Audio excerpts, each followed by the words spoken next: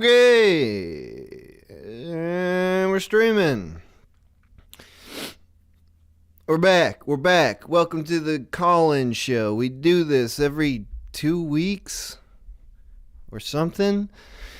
It's the thing that we do is a show. There's a different topic every time we do it. People can call in and talk about the topic or whatever is on your mind, I guess.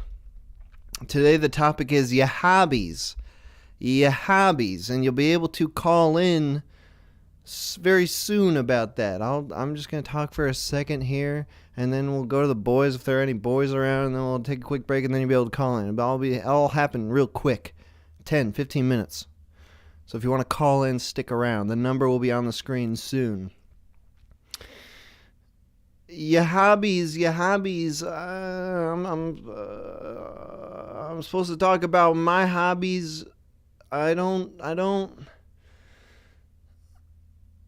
had time to think about this, but I didn't think of anything. I know that I probably have hobbies somewhere. I probably do them sometime, but I don't know what they are. I don't know. Some people have hobbies for real. They do them.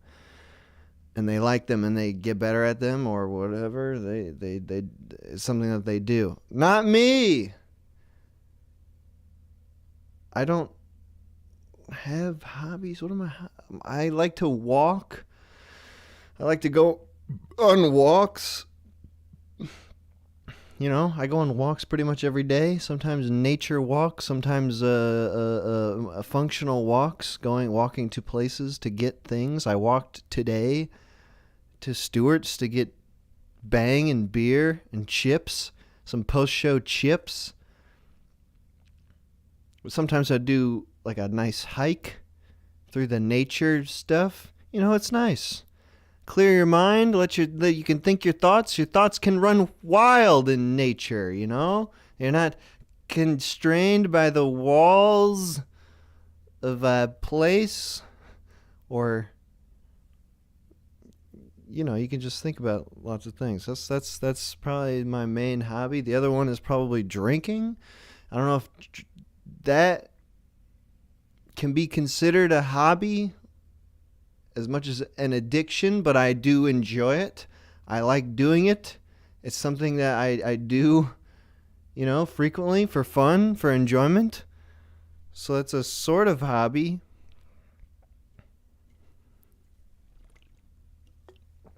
It makes this show possible. It's one of the great it fuels this show. Alcohol. It helps. It makes me want to do it. Not that I don't want to do it, but it's just more fun when I do it and I'm drinking at the same time. Oh yeah, I've been talking for 3 whole minutes and I'm run out of things to say. I don't know, it's fucking hobbies. Hobbies, this isn't about me, this is about you. This is about what your hobbies are. I don't know, I'm going to talk to you about your hobbies, whatever they may be.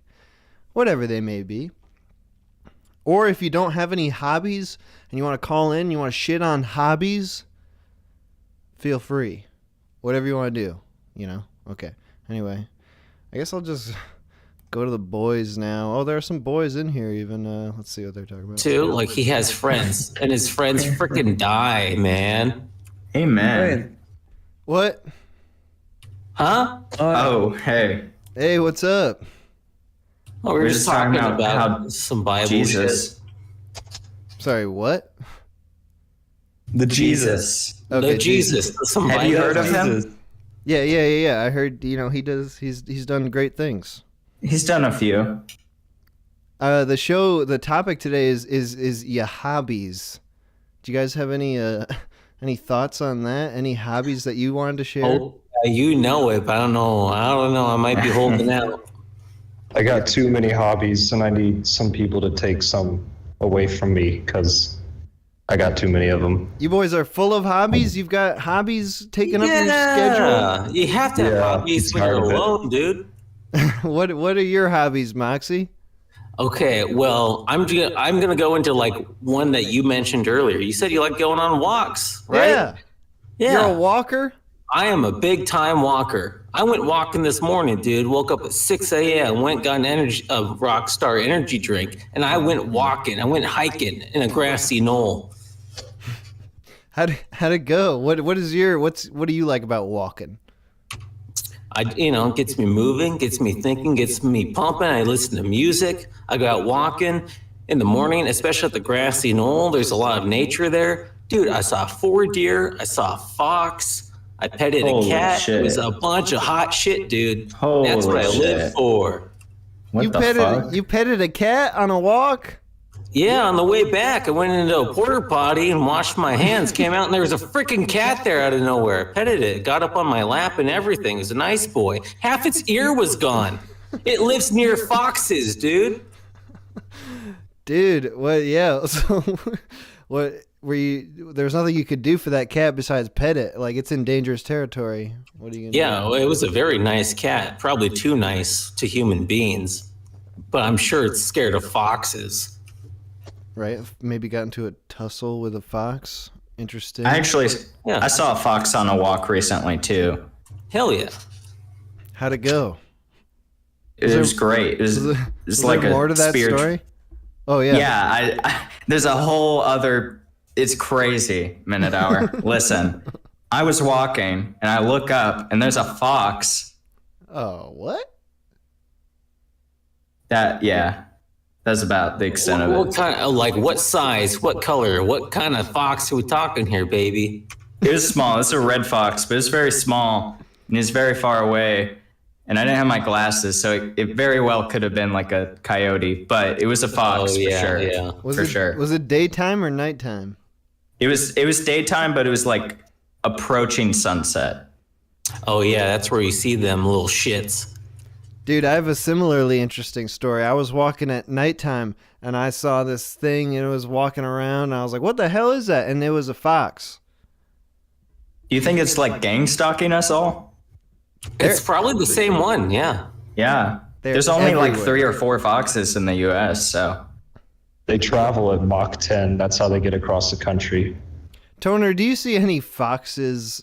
Is it foxes or fox? Is the plural of fox? I think it's Who Foxy. gives a shit? speaks, I It's think. important, Moxie. Mm. Is it like do I ox? see Is it foxes? foxen? Some fixes. Yeah, sometimes I like to just go into this forest near my house and just kind of sit there. And, I'll see like deer and lots of meat birds. I've encountered a fox a time or two in that area. I don't know if it's the same one that's been stalking you guys, I mean, but bro, I've had no this fox quarrel was with it or crazy. anything. All right. Well, what about your hobbies, Toner? Is that part of your Ooh. hobbies, sitting out in the forest and admiring nature? I would consider that more of a relief than a hobby. Just kind of like how driving long distances is more like a relief than a hobby. Hobbies are something, in my opinion, that are to contend with. It's this itch that you gotta scratch, and it's something that keeps you occupied in life. It's like productive in some way. In a way. I mean, sometimes you can imagine it as productive. Other times, maybe it's more close to like a passion. Like a deep interest in a thing. That's how I would see it. All right. What about what's your number one hobby then, Toner? Under that definition. All right. Yeah. I guess time-wise, the amount of time that I put into a particular hobby would be fencing, which I guess is a sport/hobby. I've been doing that for like 13 years now, and now I'm a coach for high schoolers. I remember that. I remember you telling me Yeah. about this because I did this road trip recently. I visited a lot of these boys here, and you were telling me about your coaching experience. You're coaching some high school kids, and how's that going? Well, it has not gotten any better since the last time we talked. In fact, I would argue some things have gotten worse. So, but that aside, yeah, I like in high school, I fenced like 6 days a week and like travel the country, stuff, did those big tournaments and the like, and now I'm all old and broken. You got mad medals. I was in your house. I saw your medals in there, bro. You could kill somebody if you could beat someone to death with all them medals. Yeah, I would break their neck if I just put it all on them at once. Yeah. Yeah. So this is a hobby you take very seriously. I used to. Now I just kind of do it, maybe like once a week with my coach, and then I got the practices. There's that, and I tried experimenting with HEMA, like with the long sword, more historical stuff. And I liked it, but I didn't have the time or the money for it. So I got all these other goddamn hobbies keeping my hands tied. So. All right, nice. So you're a man full of hobbies, Toner. You've got a plethora of hobbies. Yeah, I hate it. I never have enough time to pursue any of them. I'm hobby paralyzed. I'm stricken with hobbies. Dude, Toner, you're making us all sound like a bunch of bitches. You're doing cool shit, and we're going out walking. Do you want some of my hobbies? You can have them. Do you want to play bass? You can have that. Do you want to write? No, of course not. No, I want to walk. I want everyone else in the world to walk. Take it from me. What about Lordy? Lordy, you're around here, are you? No, I'm just a regular Australian man now. Right. Okay. So you have a different name. I'm a different man. I'm clearly a regular Australian guy. What about? Yeah. Go on. I thought about it. I think I like to be angry as a hobby. Mm-hmm. About anything in particular? Yeah, I go on the internet and look for stuff that I don't enjoy, and then I watch that stuff, and then I am angry afterwards. So you're a hater, Lordy. You're a hater. No. I don't engage with the stuff, as in I don't write mean comments afterwards. I just like to look at stuff that makes me angry, and then I'm angry inside. I'm like, yeah, that's a good feeling. It's like a feeling of passion. Maybe that's you once are actually able to feel something, and that's why you do that. I don't know. It's easier to find something you hate on the internet than something you actually enjoy. Well, when was the last time you enjoyed something? On the internet or in every? No, in general, in life. I don't know. I'm enjoying this right now. I love talking to the boys. No, you don't. Come on. Shut up. It's okay. It's fine. I'm okay with it. It's better than sleeping than napping. Sleeping is nice. That's debatable, dude. Moxie, you don't even nap.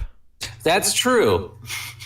But it would be nice if I could. Instead of doing this. That would be my third hobby, is walking, drinking, and napping.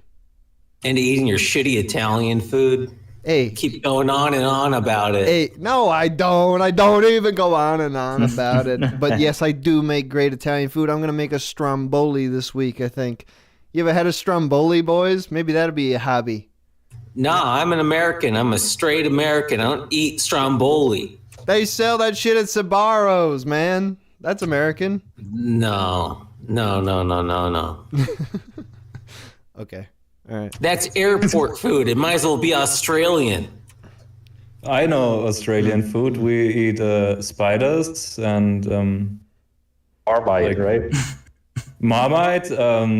Those birds that once won a war against us. Emos? You would know as an Australian man. As a regular Australian person, yes. Right.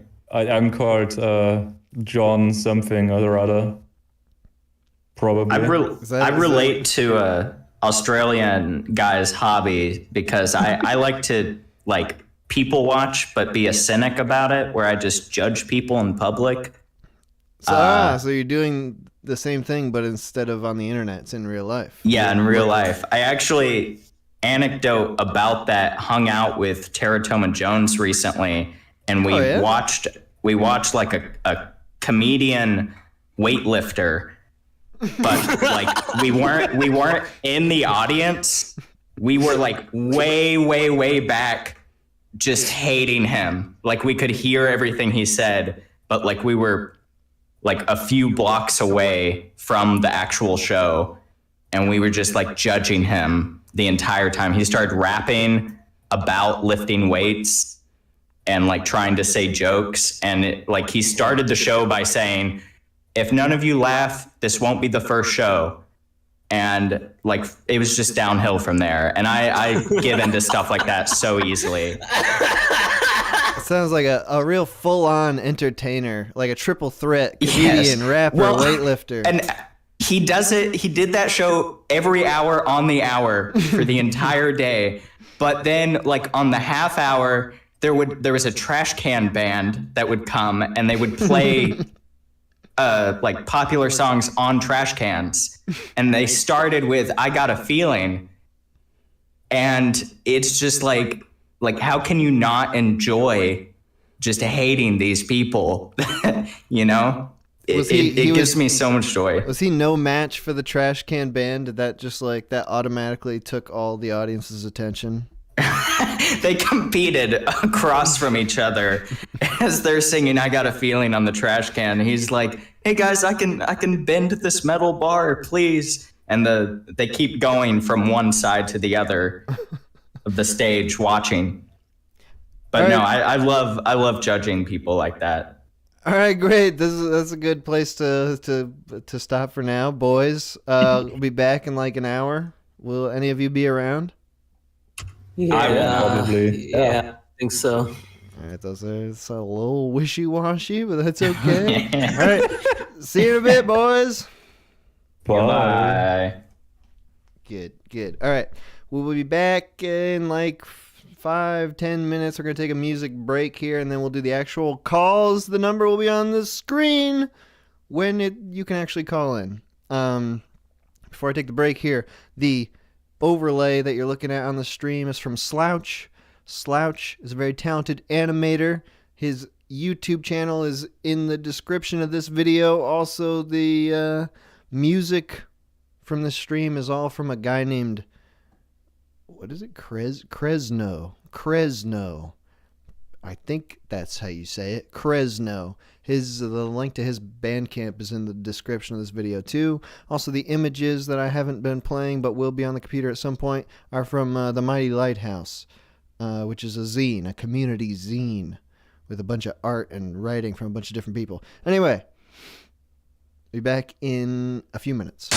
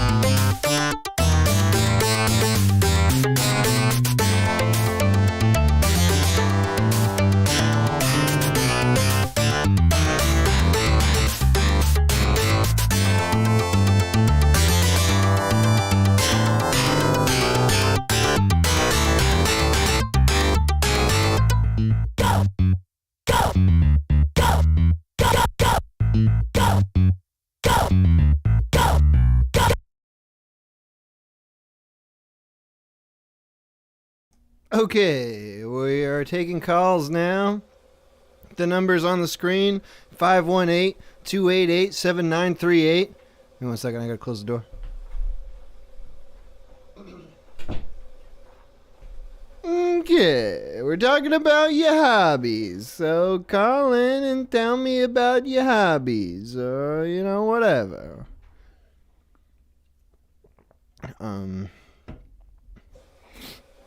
Like I said, I have nothing to say. Like I said, so I'm just gonna wait here until someone calls. Calls are coming in, but Google's not taking them. This happens frequently. If one of these calls doesn't come in soon, I'll call someone back. Oh, well, I'm thinking about it. Hey, there's some nice tasty piece of content coming on the TMH channel on Sunday. Big 20-minute piece of content for you to listen to. I did a road trip and edited and recorded the whole thing, and I'm editing it into a multi-part thing. It's going to be fun. The first part's going up Sunday at noon. Oh, these calls. Why, Google, why won't you take them? All right, I'm going to call someone. I'm calling this guy.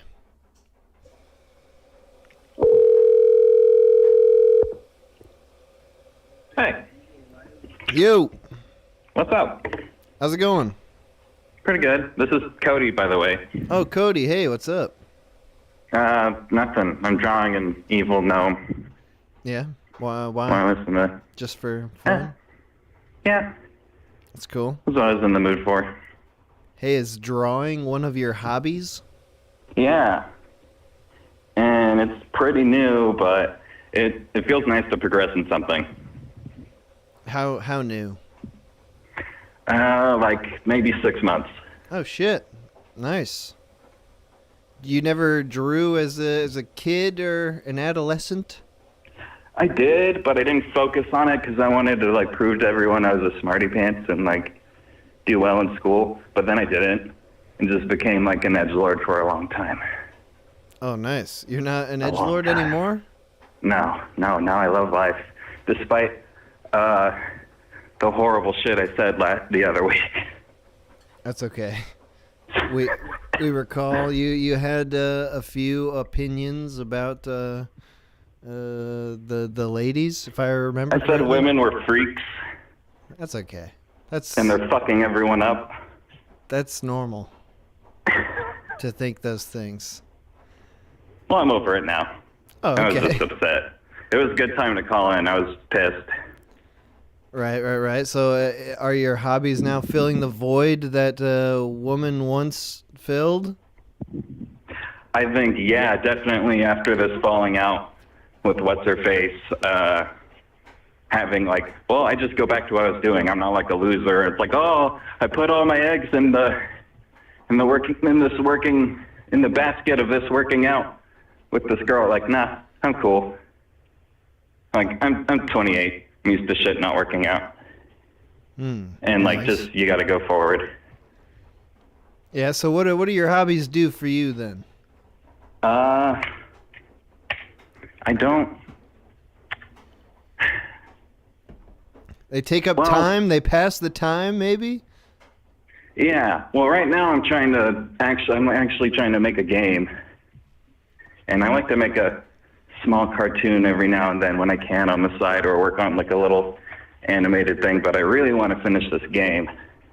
What are you working on? It's an RPG Maker game, so it's not the most like complicated thing in the world. It's actually so easy a child could do it. Oh, good. But the fun comes in where that's what my art is for. A lot of my art goes into the game. Yeah, so this is something you can, that your other hobbies can feed into. You can be productive feeling where you're drawing stuff and it's got a purpose. Yeah, and it's nice to build up like a mound of art and just like have like a treasure chest of art grow over time. Yeah. And you can see at some point like, oh, I did improve a little bit. And it feels good. Yeah, so how is this different then? Like you saying you're focusing on it now. Before maybe you were just you were doing it differently? You weren't. I just feel like I need to get it done, or like if I take a break from it for too long, like I might not finish it. I kind of owe it to the story to like exist. When did you start working on the game? Like 5 months ago. Okay. So it kind of actually necessitated that. I was like, oh, I could put my own art in this game. What if I started making my own art and just like cutting out the middleman and just like making my own assets and stuff? Yeah, hell yeah. So what do you think? Like you're doing it in RPG Maker to make it easier on yourself maybe? Like how long do you think this process will take? It's mostly finishing up the art and like animations, but also like the story's basically completely finished. I just have to like kind of rearrange all the pieces in RPG Maker when they're done. So I don't know. It could be like a year or two. It depends on how much detail I want. Do you want to tell us about the story? It's my first game too. Do you want to tell us about the story of the game? Yeah, it's about like one of those Finding Bigfoot weirdos, but also like very angsty. But then he discovers the paranormal is real. But it's actually a story about friendship. Good.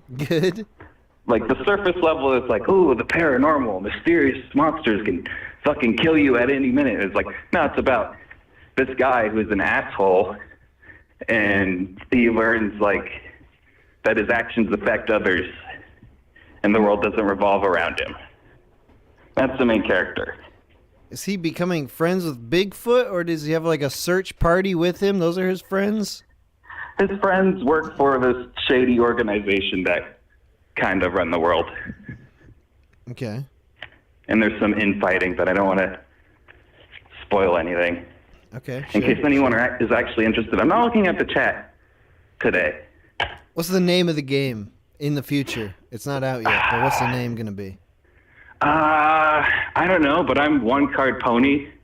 If anyone's interested in following, I have a YouTube channel where I would like promote it, and I have some like clips of my art you can see.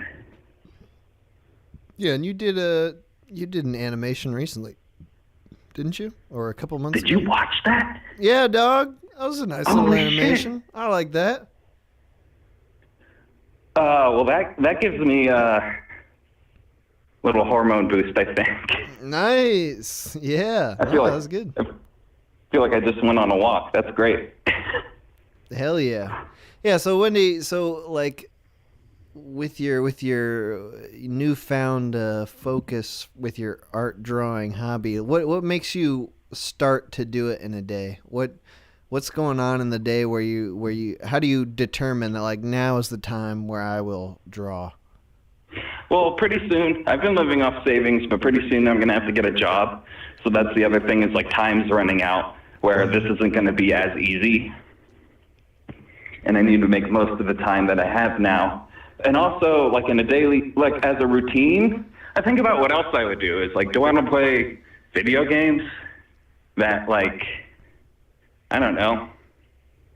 Some are still fun, but I feel like I've like been burnt out and see through most of them, or they're too expensive, or I don't know. Do you think video games can be a hobby for people? Or does that not count? Does it not count? It can, but rarely does it give you an actual skill. Like I know video games, weirdly enough, helped me with learning when I was little, because like some games you had to read, so it's like if you want to play this game right, you learn to read, you little shit. Right. But now it's like you can get a false sense of achievement really easy. But if you saw yourself in third person, it's like, what are you actually doing? You're like working this game like it's a job, or are you like actually experiencing something? I feel like you could play a game, but only have like a few actual real experiences in it, if any. I think there's also a lot of games currently that like you have to play them like a job. Like it's a 40 to 80 hour commitment, and like it's the mentality of like you got to grind in there to get your full worth. Like you kind of have to commit several hours a day to even fully enjoy the game. Yeah, that's kind of, I don't know. Yeah, they want you to live in games, and I feel like that gets pushed a lot because that's something the Illuminati would definitely want. Okay. Like, they want us to be in, like, VR pods, but the technology isn't there yet because there's not enough money in it because VR is too expensive. So, like, most VR games are, like, made by, like, one guy, and it's very experimental. There's a few like really good ones or like really detailed ones made by big developers, but most VR games, if you do end up getting a VR, there's a lot of like just indie games. But what about AR? Augmented reality. Do you see that being big in the future? Depends how easy it is to implement it. Like I think they tried to do that with Google Glass, but people got bullied. People were like, "Are you recording me? I'll kill you." But then when you get the chip in your brain, like you won't even need to see the little apparatus. I think as the technology gets better, yeah. Like VR now is just like a screen in front of your face. Mm-hmm. It's not anywhere near a chip in your brain, but it works. It's convincing. Even like a shitty, scary game is immersive because, you know, like the 3D model's right there, no matter how shitty it is. Right. You actually feel like you're in there. You can't look away. Yeah, it tricks your brain good. Especially if you get in the fetal position and you don't remember to take the headset off and it's still on. So it doesn't actually, getting in the fetal position doesn't actually do anything. So when you open your eyes, you're still just standing. The natural defense that the fetal position gives us is useless. Mm-hmm. Because you open your eyes and you're still standing and getting attacked. All right. Hey, Cody, thanks for calling in. Appreciate you talking to me. Yeah, man. You're going to have a great stream. Oh, thank you. You're going to have a great night. All right, man. Bye-bye. Bye. I'm going to have a great stream. We just learned. I believe it. Call from Grayson. Grayson? Grayson. Yep. Yo, what's up? Huh? Am I on right now? Yeah, Doug, what's up? How you doing? Yo, good to hear. I've been trying to call into this thing for a long time. Dude, you're in. How does I've been it feel? struggling. Feels good. This is an exciting moment for me. Hell yeah. There's a different Grayson that we know about on this show. It's the Tim the Degenerate's female friend, his confidant. Do you know anything about that, or not? I mean, I've seen it, and I always get jealous because I'm like, there's a Grayson on the show, and it's not me. What's going on? What am I doing wrong? No, dude. Now you are. Here I am. You are the Grayson on the show. You're the only one we care about right now. Yahoo! So what about All your right. hobbies, Grayson? Hobbies? Do you have something to talk about there? Right now, my big hobby is rock climbing. Oh yeah. Okay. I've gotten into it recently, and I'm enormously into it right now. And I just want to tell you, it is just fucking amazing. You just got into it recently? Yeah. Recently is in like a year ago, but What spurred that interest? actually I picked it up as like a throwaway like gym class at school because I needed to take 2 gym classes, and I'm like, fuck it. I've seen videos on YouTube about this. It looks kind of cool. Boom. Now it's what I do. Why? What is it? What attracted you to it? Is it the danger? Is it the fact that you could so easily fall to your death? Well, I haven't fallen to my death yet. I think what I'm into about it is like it like tricks you into working out, but you can convince yourself it's a game. How do you mean? Like A finding lot the of rock people are like- placements? A lot of people are into like working out, and it's just this raw strength kind of thing. And obviously that's good for you. And I wish that I were into that, because then I could get strong and be attractive. But rock climbing, I'm there to play the game of rock climbing, to like beat the challenges, the routes. But all of a sudden, on the sideline, I'm also working out. That's just an added benefit that has nothing to do with the fun of the game. Yeah. It's not what I'm there for, but damn if it doesn't help.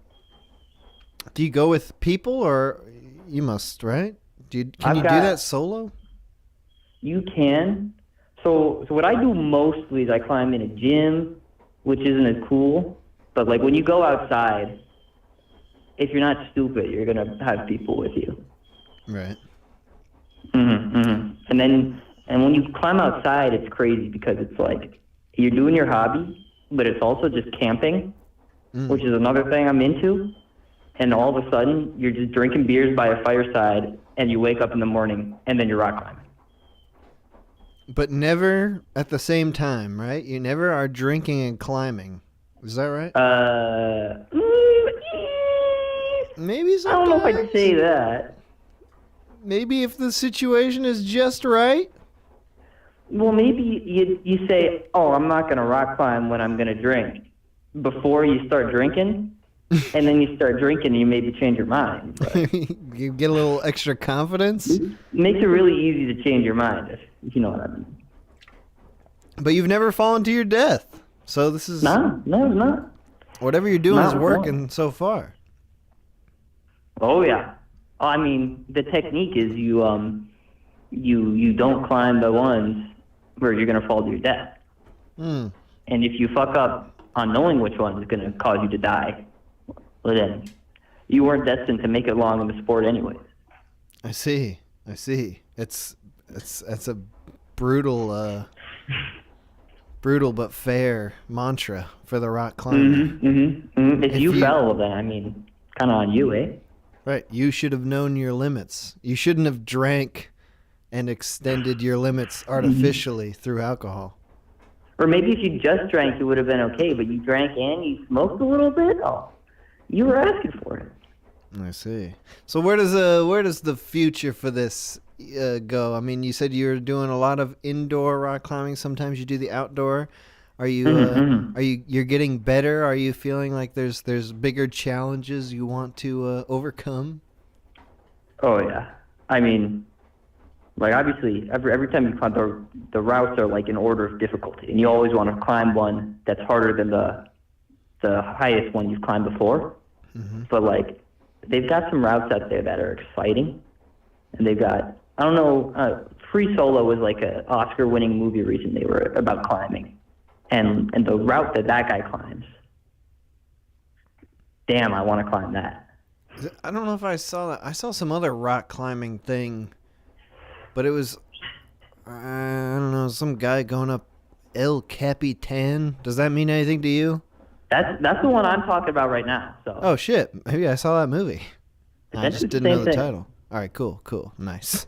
That guy climbed it without ropes on. He's gonna die at some. He's got like maybe 5 years left before he fucks up.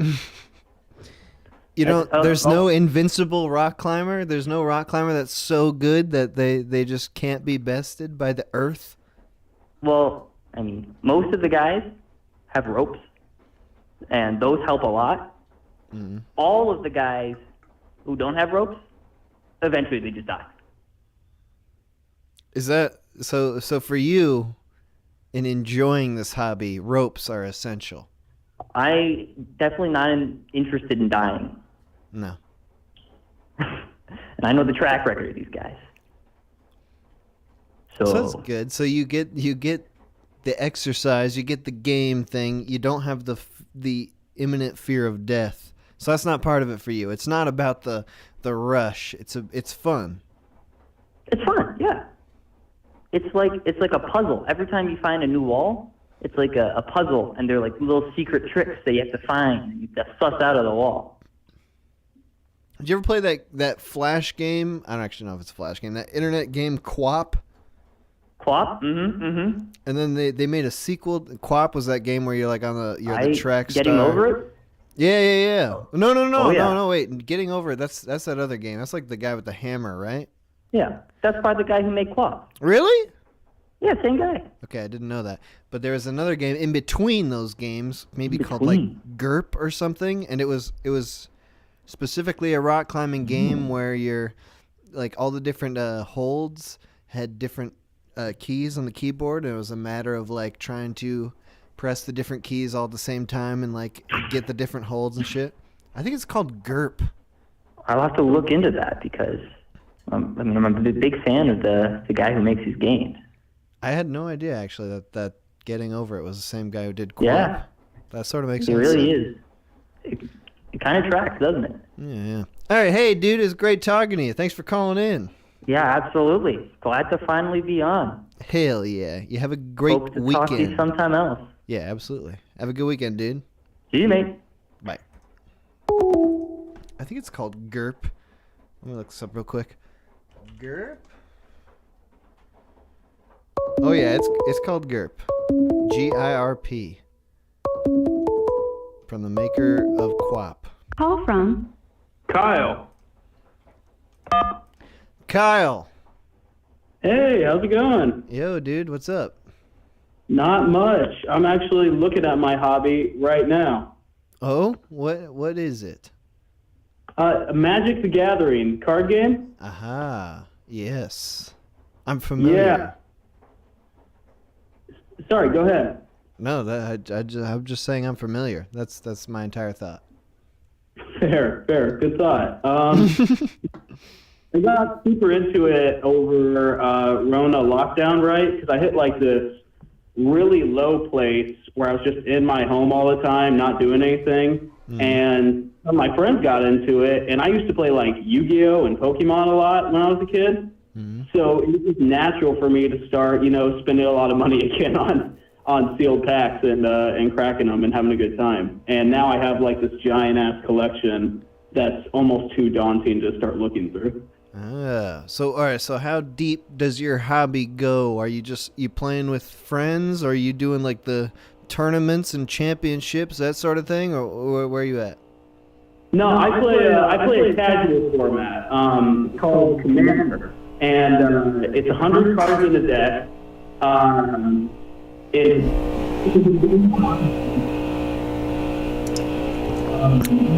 losing you. You sound like you went underwater for a second there. You back? You sounded like you went underwater for a second. I thought it was, yeah. Well, anyways, the point is you just sit down with this big deck for like 3 or 4 hours with your friends and have a good time. It's like a pizza night kind of game. I played I don't know shit about Magic. My older brother was trying to get me into it at one point. But I was playing a couple Commander games with some of the boys, the call-in boys on the stream. Hell yeah. It's pretty fun. I came in last and third out of fourth. Like, all the times we played, third and last. Yeah. So in that, nothing wrong with that. I lose all the time. How do you deal with that? Are you not a competitive man? I mean, for me, when I lose, I can't help but hurt. It hurts me. It makes me angry. It makes me angry. Well, the thing is, like, you can't.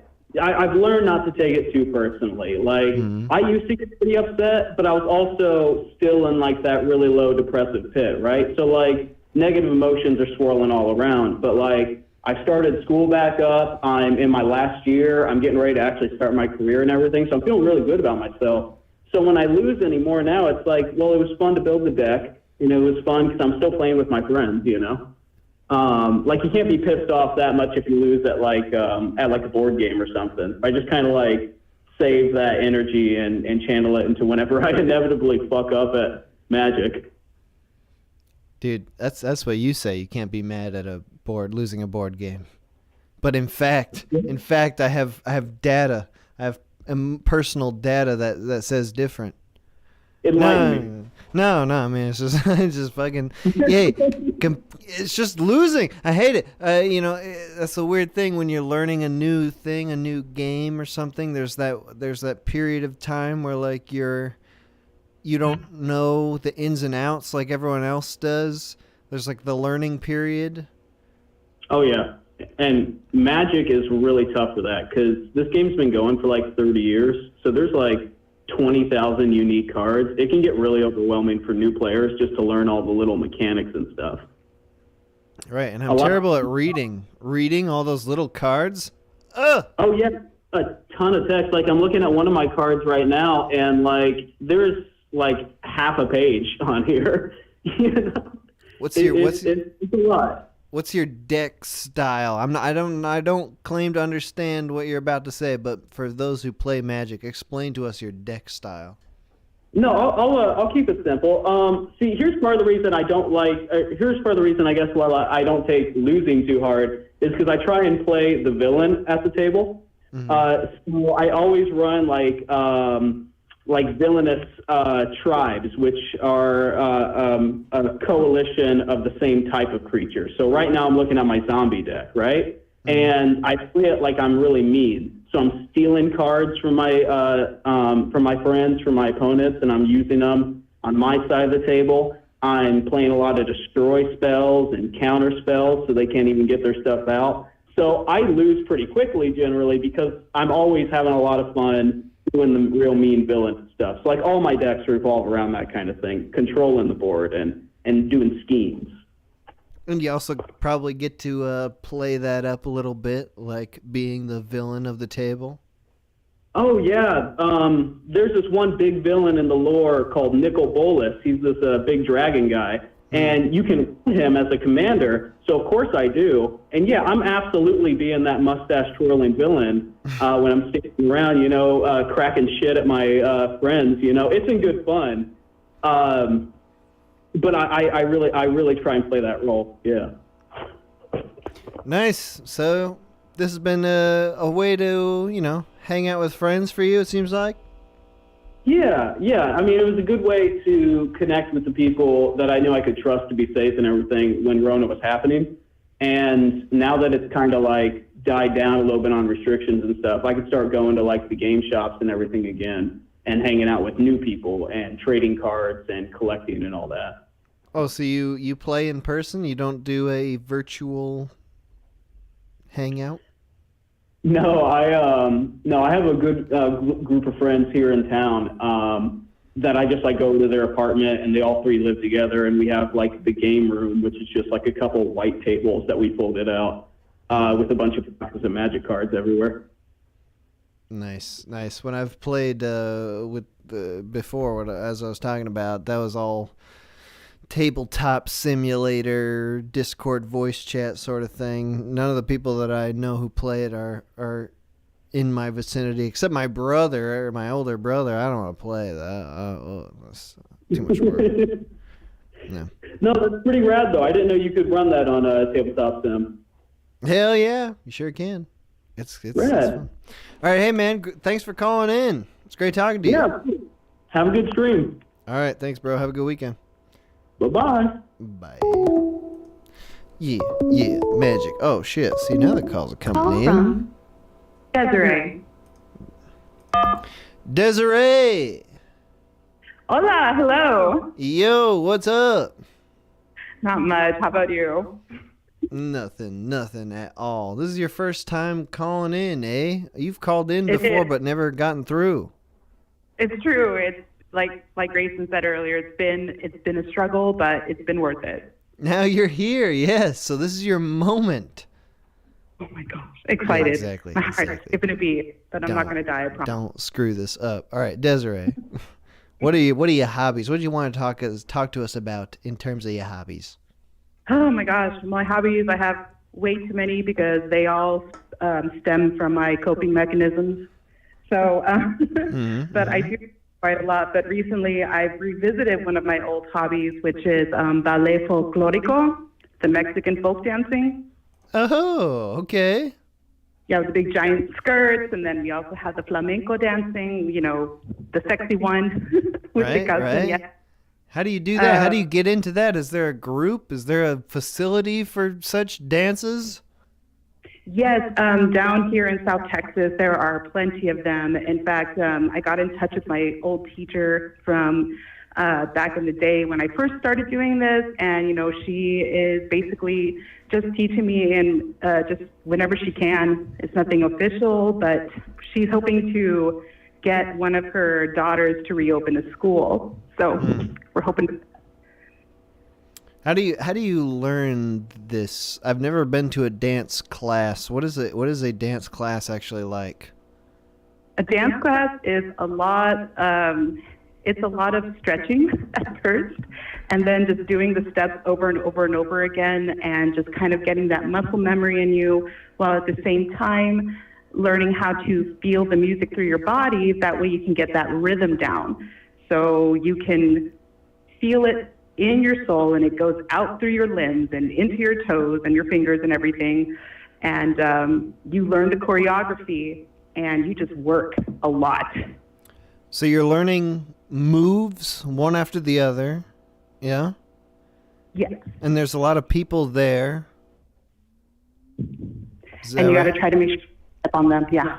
So yeah, well, how do they teach you that last part, the feeling it? How does that work? Do you just have like freestyle moments where you're listening to the music and you're doing something? How do you feel it in your soul first? God, it's how do you feel in your soul first? Well, you kind of have to. Well, don't close your eyes. I mean, a lot of people say close your eyes, but don't, because you'll crash and hurt yourself. So don't do that. But once you feel it, and then you just put your arms up. Put your arms up and always bend a little at the knee, because that makes the movements a lot easier and you don't hurt yourself as much. And just, I mean, I'm going to fucking say it. Just swing those hips. I'm doing it right now. I wish there was a video, because I'm doing it. I'm dancing the flamenco. My arms are up. My hips are moving. And then, twirl your wrists around, kind of like bring your pinky in, and just go for it. And then, don't even worry about the feet. The feet comes next. That's the more technical aspect of this. But the actual just getting your body moving, that's what you want. Dude, what does a man do? Are there men in this class? There are. Do they do the same thing? Arms up, flick the wrists, move the hips? They don't do as much. It's the sad thing is, for the men in ballet folklorico, they mainly are doing the footwork, and they have their hands behind their backs. Ooh. Okay. So I'm adjusting. Yeah. But they do put their arms up when they're approaching the lady. So they'll be like, they'll have their, like, let's say that your lady's at your right side. They put their left arm up, and they put their right arm down, and they're just like furiously approaching them with their very masculine, very powerful steps. Right. I wish that was just how it worked generally. Like there was a symbolic approach where a woman could know, like, I'm coming over now. I'm about to do something. Get ready. Like, here's my pose to warn you. Like birds. Birds? Like birds. Yeah, right, sure. They have like the dance and the song and all that. That would actually make things a lot easier. You could be like, okay, yeah, definitely that dude's into me. Let's just see what he's got. Right, instead of just the whole there could be just there could be a normal casual approach, and then the romantic approach. You've got both one hand in the air, one hand underneath. You're moving your feet in a certain way. And a rose in your teeth helps. Well, that makes it very obvious. All right. Yeah. So you've been learning. How long have you been doing this? I've only just started doing this about 3 months ago. Sadly, there are no open schools right now where I'm at. But like I said, I got in touch with my former teacher. She actually ran into my mother at my mom's church. So I was like, my mother around her there. So I was like, oh my gosh, I need to get back into that. This is anti-church dancing, though, right? It is. Kind of. This is not the sort of dancing that they do during the hymns and the psalms. It should be. Well, have you ever been to a Mexican church, Mexican Catholic church? No. Do they? Do they do this? Oh, they can. They definitely. Well, I mean, probably not during the mass, but after the mass or at certain church functions. Oh yeah, there's a lot of that, and there's a lot of mariachi music that they play during the services. Oh hell yeah.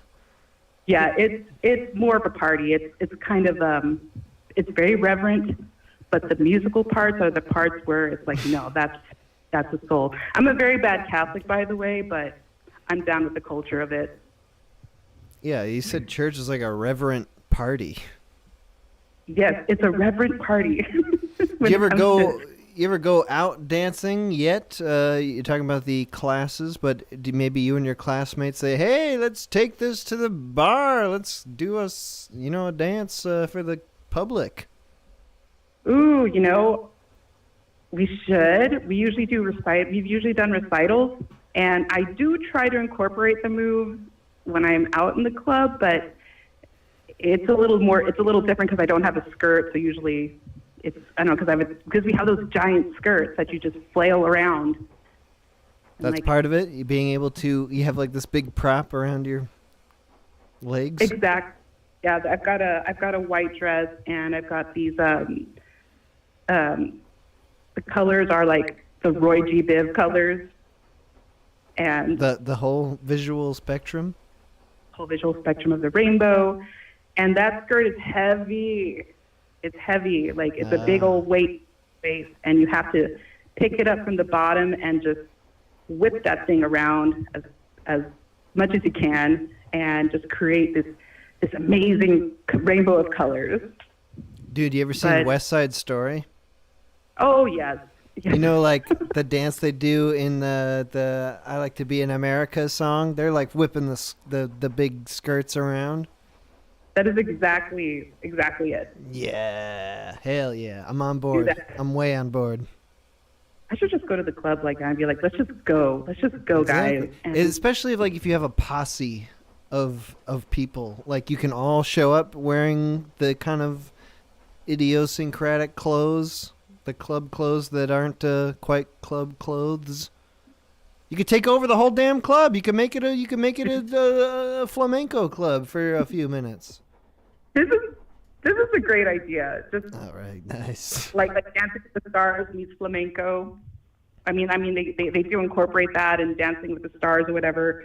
But it's a lot better when you have the actual costumes and actually like a whole group of people together, because that makes it more impressive. Because when they're doing that footwork, it's like what is that? Michael Flatley, Lord of the Dance. I don't know. I don't know, but if you have a bunch of people, you need that amazing group so everyone can be like going, "Ah!" like doing the noises to announce the dancing is about to begin. Dancing, clapping, stomping, hips moving. Dude. It's great. Hell yeah. Hey, thanks for calling in, Desiree. Thanks for having me. You have a good one. Hey, you too. Have a great weekend. Bye. Okay. Nice. Dancing, flamenco. I keep thinking calypso, but I think that's something else. Well, wait, I just called someone on an accident. Hello? Wait, is this Desiree again? Yes, this is me again. All right, sorry. I called you on accident. I'm sorry. It's all good. I was like, wait a second. Okay, all right, have a good one. Okay, bye. Good Bye. night. Okay, all right. Jesus Christ. All right. I meant to click this button. We're going to take a quick break. Be back in 5-ish minutes or so, and they'll be taking more calls when we get back. Yeah. The music is from Krezno. The music is from Krezno. The link is in the description to Krezno's Bandcamp. Check it out if you're interested. Here's some more by him.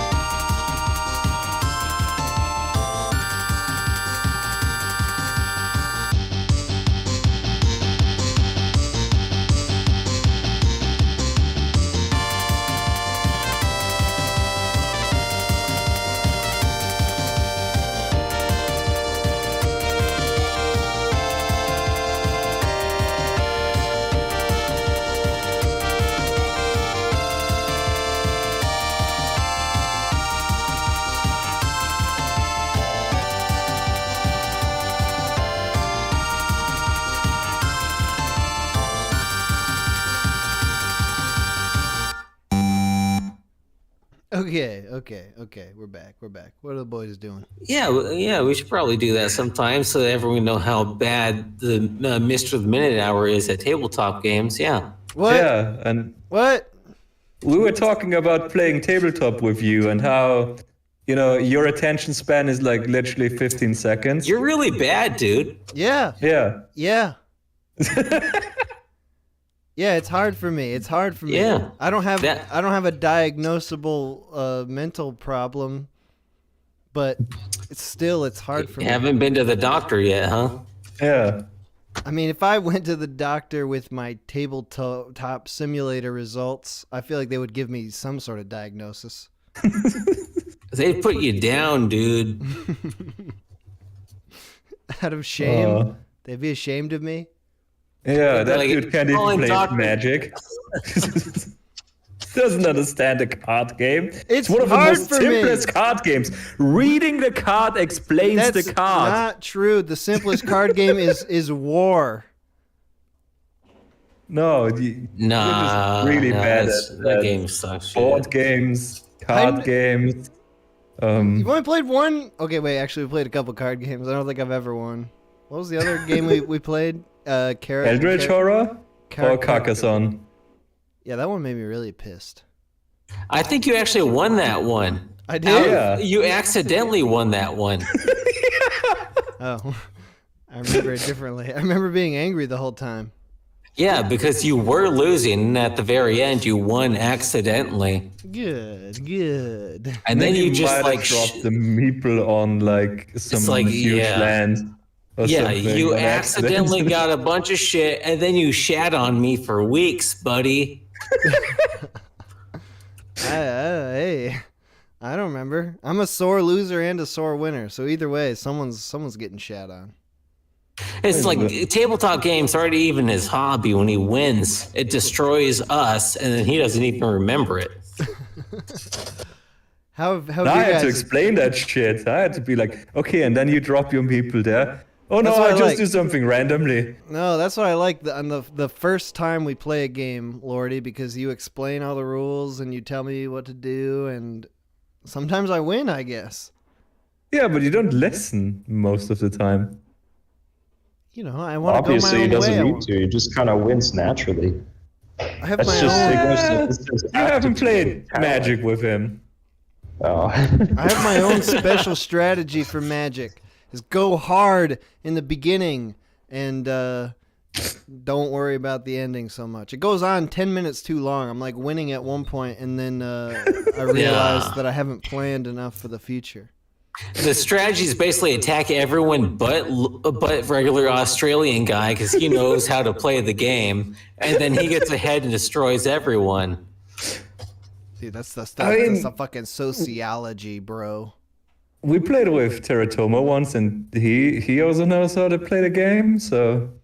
I was doomed. You're doomed because you're always way too aggressive.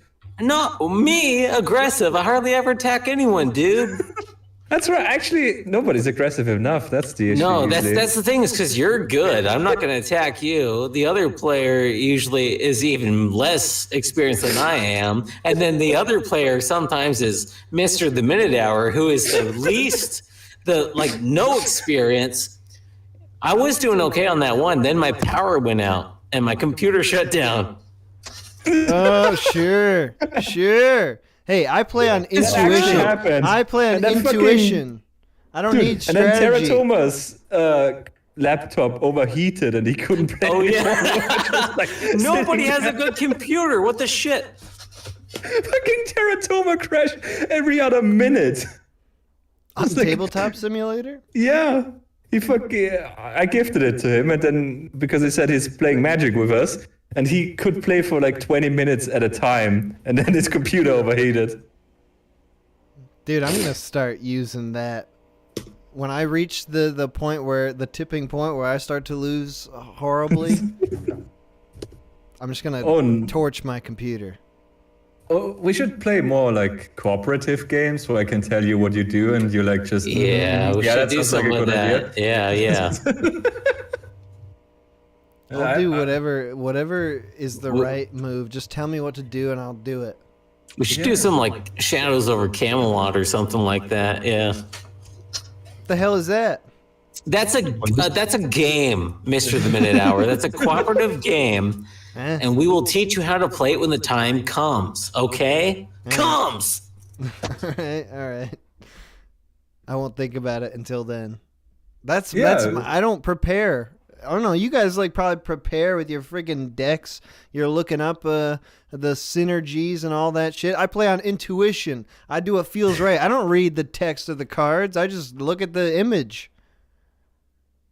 Cool pictures, yeah. Cool. That's why we play Magic. Yeah, cool pictures. Yeah. No, we could play Midara. That's probably fun. That's basically, a game where you play a JRPG on a board game, and then you just, you can make your own character, and you can make it grow wings and shit.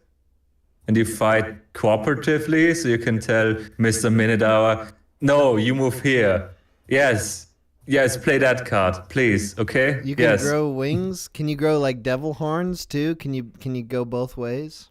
No devil horns. We're talking like the black crystal level sort of wings. Huh? The dark crystal. The Jim Henson movie? Yes, that's the level of wings you get in that game, okay? No, I think we're talking about the French TV series Wings Club. The Paul McCartney band? Wings?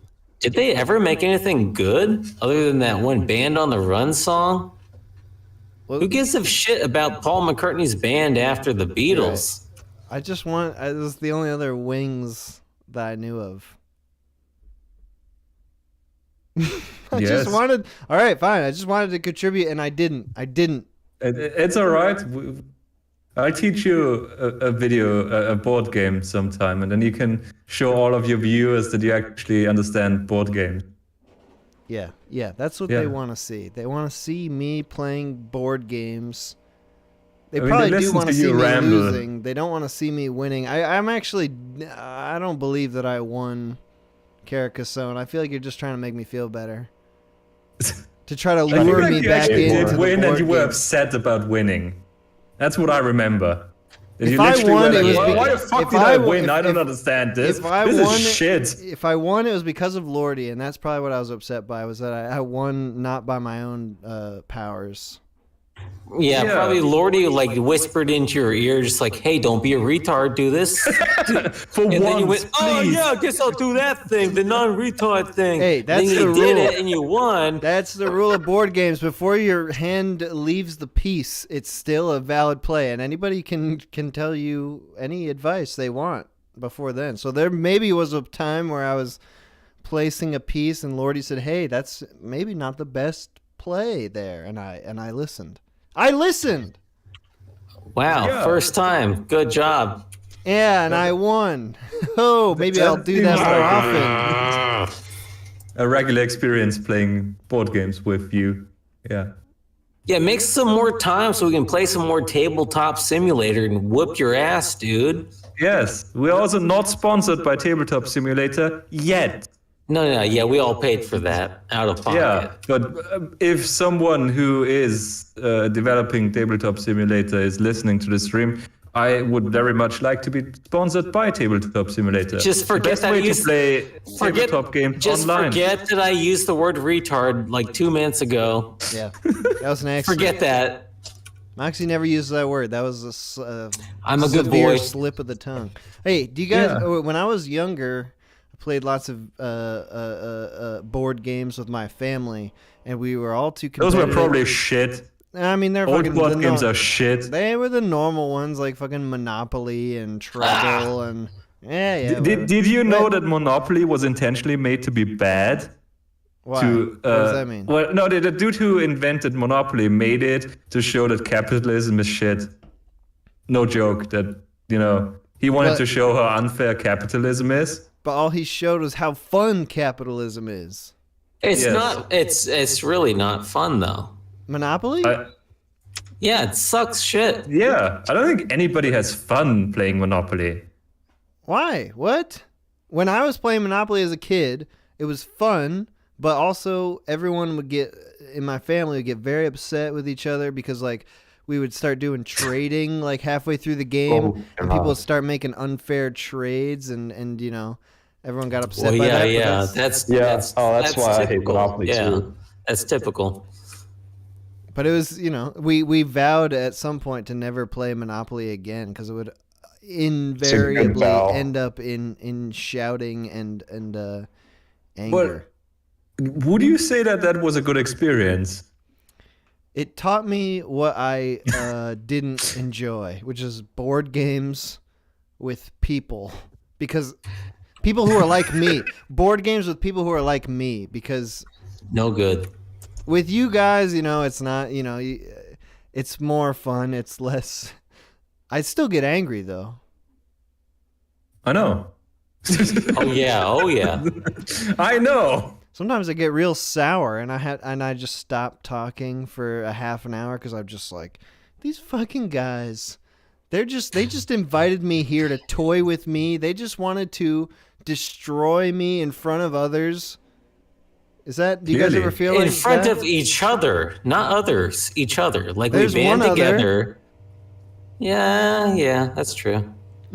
Yeah, but I mean, we still can. I don't know. Play cooperative. Remember Eldritch Horror? Well, we tried to save the world from some Eldritch Horror. Right, that was a co-op game. Yeah, we can play more co-op games. I can teach you. You can be the runt of the team instead of just a bad player. Yeah, exactly. I don't want to feel like the weak link either. All right, hey, Toner. You ever play board games with your friends or family? What's your feeling on board games or card games? So yeah. So I've got Magic cards. You know, I'm kind of, you know how like some people are like communal smokers, or like only smoke when other people are smoking. That's me with Magic, right? I'm only playing Magic if friends are playing Magic, and even then I usually have bad experiences because we'll play like Commander, and then like I'll be looking at my hand for like 10 minutes, be like, what the hell am I gonna do? And then, you know, 20 minutes go by and it's my turn again, and I do my thing in 5 seconds, and then it's like another 20 minutes until it's my turn. I have no idea what the fuck is going on, and I can't pay attention long enough, and I just die first and then sit there for like an hour. So that's my experience with Magic and things of that nature. Similar position to me then. Yeah, I'm on the no board game, no card game party here. Oh shit! I am also when it comes to when it comes to Monopoly, usually I am pressured into making bad trades, and then I pay for it in the end because I'm a pushover, and I do not survive well in these circumstances. Then I just lose. But that's what Monopoly teaches you about cutthroat capitalism. You got to make those trades. You got to force those trades. You got to lean on people and make them feel bad. Oh yeah. You got to convince me that I'm benefiting from this trade, when in reality I'm just going to get curb stomped in 2 turns by the property that I just gave you. This is the That's beauty how it goes. of Monopoly. Oh. Monopoly and I'll hurts still people. play it begrudgingly, but I haven't played it in probably maybe like a decade. It's been a while. We used to get in constant arguments about it, my family, playing Monopoly. We swore it off entirely. See, the thing is, I haven't sworn it off yet, and I'm still like cautiously optimistic every time. Like, oh, maybe this game, you know, will be fun, and I'll like make some good, well-informed business decisions. And then, of course, I disappoint myself. You know, fucking... Oh, yeah, go on, Lordy. No, I was just gonna recommend buying Tabletop Simulator. And Wait, are you sponsored now? Maybe someone approached me. No. Unironically, playing these board games online is really good experience, especially with other people you might know from, you know, some Discord or something. We play Some Magic like board once a games- week because we're fucking nerds. That is fair. I mean, I will say some board games are better than others and are more enjoyable. Like cooperative ones, like you mentioned, when I don't feel bad about getting my shit kicked in. And did you say Shadows over Camelot was cooperative? It's to a degree, yeah. Okay. We always played it cooperatively. Like you could have it where like one person ends up being like on the other side is trying to sabotage, but we're just like, yeah, we don't want to do that because it's, you're like, I'd rather fight against the game instead of like one guy at the table trying to like backstab everyone. That sounds great. I want to do that. It's a good one. It's a good one. It's complicated, but it's good. I want to be the I'm looking at this. backstabber. It's got like a billion different pieces and cards and stuff. I got another Arthurian board game as a gift from a friend. It's called Lancelot, and it had like a billion different rules and pieces, and I just felt so inundated by this robust game that I just was paralyzed and did not know what to do. Dude, that's constant. Every time I play with my buddies, they'll be like, hey, I have a couple friends who are like really into the tabletop shit and they keep buying games. Like, hey, let's play this one game, something of Mars, some Mars game. And then like two of them are reading the Terraforming rules. Mars? There was some Mars game. Yeah, because I never understood how that works, and I played it with some people. It's like fucking hell. It's complicated. Like whatever if it was, you don't I pick remember the card like right away, you get fucked by some other person because you focused on the wrong terraforming. You didn't go onto the echo terraforming. You went to the oxygen terraforming, and now you're fucked for life. Okay, here's the thing. I don't remember how the game works exactly, but I remember the first time I played it, I was 1 point away from winning, and it was because the guy who owned the game did not describe the rules effectively. Because there's something about like whatever the little cubes of whatever the shit are worth one at the end, whatever it is, like that was not explained to me. And like if I was like trying to figure out how to make the points through all like using my cards and all that shit, if I had been like, oh, I could have just like banked this shit up and I would have won. You asshole! I would have won the game. That sort of thing. Those complicated games, man, like half the time we get the rules wrong. See, this is why you gotta make your own house rules. I made house rules for like Yu-Gi-Oh and stuff because that made more sense as a kid. Yeah, we do a shit ton of house rules. We're just like, hey, this shit's bullshit. So we're gonna change that, right? Yeah, there you we're go. gonna change that. You just gotta play a cooperative board game so you can just be like, whatever, fuck the rules. Let's just do whatever we feel like. Like we had a lot. We played Gloomhaven, and that's like there's a campaign in there, and it took us like 1.5 years to finish this board game. Oh my god! Jesus. Well, there's like individual sessions, and you play like a map or something, and Sounds then like you Warhammer. Yeah, dude. Kinda. It feels like Warhammer, but it's amazing overall. But we just, we decided, okay, it's not fun for us as a group of 4 people to do it this way, so we'll just do it a different way, which is the best way to play. What's that one? There's a game that's got like some pandemic thing, and they have like. It's called Pandemic. Oh, it is. It's just called Pandemic. Okay, yeah, I remember playing that with some of my friends, and it took us, I think, like 2 or 3 years to finish the game. Because we used to all get together like once a week or whatever and have game nights, and then it expanded, and then we had to have more casual game nights, and then 2 of us moved to Minnesota from California, and we couldn't do the game, and then there was 4 of us. A third one moved to Minnesota, but like 150 miles away. And then we had to finish everything when the one from California came to visit Minnesota, and we all got together and drove 150 miles to meet the one down in southern Minnesota who was 150 miles away and play 3 of the months or whatever. Like it took us like 3 years to finish this one game, and then we're like, we're never doing that shit ever again. You fucking gamers, you bored gamers. Aren't you ashamed of yourself? Oh, sorry, we have hobbies. We don't just walk around drinking all the time. Wrong person shouts at people with actual hobbies. What do these hobbies do for you? What do you get out of this? What, social interaction? Some sort of you get to form the social hierarchy. You get to decide, hey, this guy's not good at this game. He's the butt of the joke for tonight. I don't agree with that. What I mean, there's a brotherhood, okay, dude? There's a brotherhood. You form a brotherhood, and if you're not part of it, you ain't a brother, okay? And the thing is, you don't have to be bad at the game. You could have just listened. All right. I've had enough. I've had enough of this. All right, hey, boys. Hold on. Wait. Okay, what? Have any of you guys ever played the Mad Magazine game? The board game?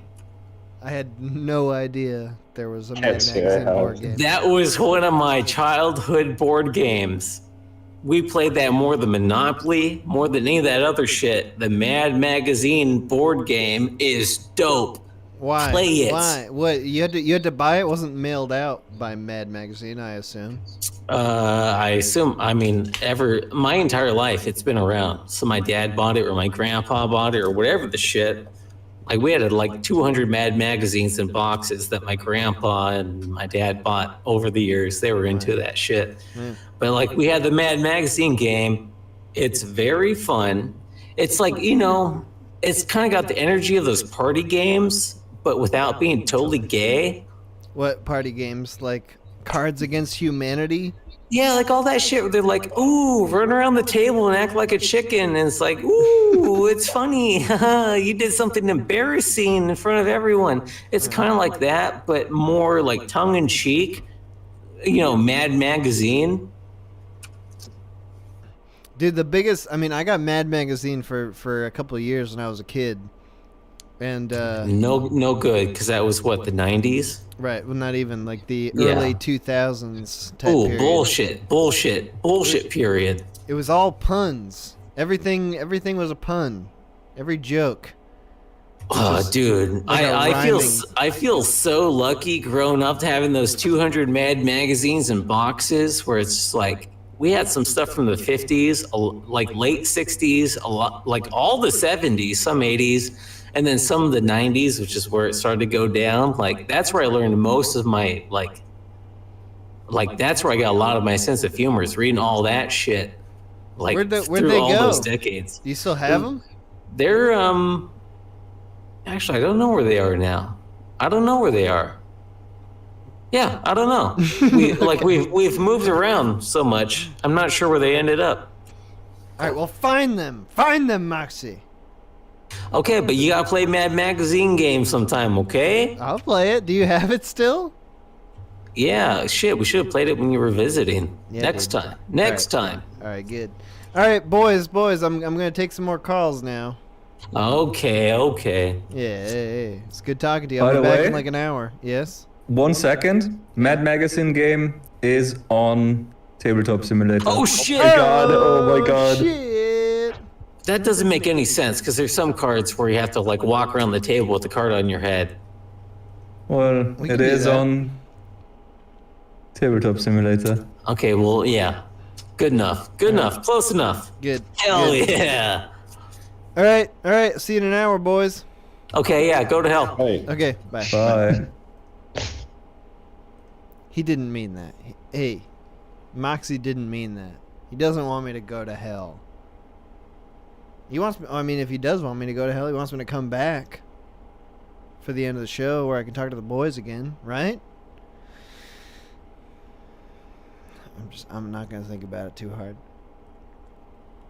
Okay, we're doing the show. Call in 518-288-7938. The lines are open. The line, rather. The one line is open. I apologize in advance for all the people who call in and then they don't get through. There's lots of calls that come in that don't get through, and That's just the nature of the show. That's how it works. I try to call back people if Google is being a dip, which it kind of is right now. I'm getting lots of calls. Nothing's coming in. I'm going to give it like 5 more seconds here. I'm going to conjure this burp right here. Oh, one more. Okay. Is there one more? Internal burp. Okay, good. We're back. Call from Jared. Jared. Holy shit, it is the man. Yo, dude, what up? Not much. How are you doing today, brother? Doing great. Doing swell. Doing the call-in show. Have you been listening to the show, or are you just calling in? Oh, I have definitely been listening. I've been hearing, some talks about drugs and hobbies and things of that nature. That's right. So did you have a hobby you wanted to share with us? Well, I got a lot of hobbies. You know, over the years, I've done a lot of dumb shit as well. But, like right now, I mostly just do music. I make like hip hop. I play acoustic guitar, but I also play incremental games on the internet. Like, what is that? Like Cookie Clicker? Well, no. There's when you really get into the genre, there's a lot more sophisticated games. Like one, for instance, that I've been playing a lot is called Synergy, and it is a vast plethora of shit that's involved. But, it does start off as, roughly a clicking game, but then, you start to get into automatic, like, purchasing and things of that nature. But, I've been playing it for over a month, and I don't even think I'm halfway through the game. But, like, so an incremental game, as you said, that's, like, similar to an idle game like that, where you're trying to get extra points, like, you're trying to get that going automatically? Definitely. When you start off, just to take Synergy again as an example, like once you start getting further along into the game, and don't get me wrong, you can walk away at any time and you come back, and you will have made some progress. But of course, if you're playing actively, you get way further in the game. But it's just very complex. I know the dude that makes it, he's like going like MIT or some shit like that. Some fancy pants intelligent shit that's above my level. Yeah, what about it is different from, let's just say, Cookie Clicker? Because that's the one that, when I was in college, that was like a popular idle game, and I remember getting sucked into that at one point. What makes it different? Well, it is still more like a text-based kind of ASCII type game. Mm-hmm. But, as you progress, you begin to unlock categories of things, and then they start to introduce challenges, and it uses tons of formulas. I'm doing a terrible job of explaining it, to be quite honest with you, but it enraptures my time. I'm getting a bit of an idea of it. Is it something you play on your phone or on your computer? Oh, I do it on my computer. I just run it on my laptop, and I just bring my laptop with me to work. And yeah. Is it sort of like, this is like a time-killing hobby then? Yeah. Well, like, for my job, I'm actually a tank mechanic. I work on fucking AAVs or Amtraks for the Marine Corps. And so I also, I do mechanical, like right now at work, one of my coworkers has been bringing in a little a motor, like a gas-powered bicycle that we've been working on. And so when, we're not doing shit like that, it's just something to kill the time in the background. Sure. How long have you been playing it then? Like, this is something that's just a newfound hobby, or is this something you've been doing for a long time? Just about a month. I think I've been playing incremental games for the better part of like 5 or 6 months. I right now at any given time I'm playing like roughly 3 or 4. Like there's one called Cavernous 2, that I play, which is basically just a mining game where you start off and it really doesn't give you much information, and you just kind of have to figure out that you have only so much energy. You got to try and get to these gold little squares, mine those, take them to a vaporizer, and then go to mana rocks, which give you energy, and mine those. And there's little tiny challenges inside of that game as well. There's different realms that you can get to that make it more challenging. You know, there's a bunch of random little shit. Again, just time killing shit. Are you a gamer generally? Are you spending a lot of time on games, or is it this genre of games particularly that you're into? Oh, I've played games shit all my life. I mean, I was born in the late 80s, and I grew up with an NES in the household, an SNES, Sega Genesis, 8-bit, a 16-bit, just all throughout the years. But as I'm getting older, I don't know. I don't really have as much time to spend like 12 hours grinding out on one game. So it just becomes a hell of a lot easier to just play little games like idle games that I could just jump into at random times when I have time. Right. And you also kind of get the good feeling of like, even when you're not playing, you're earning.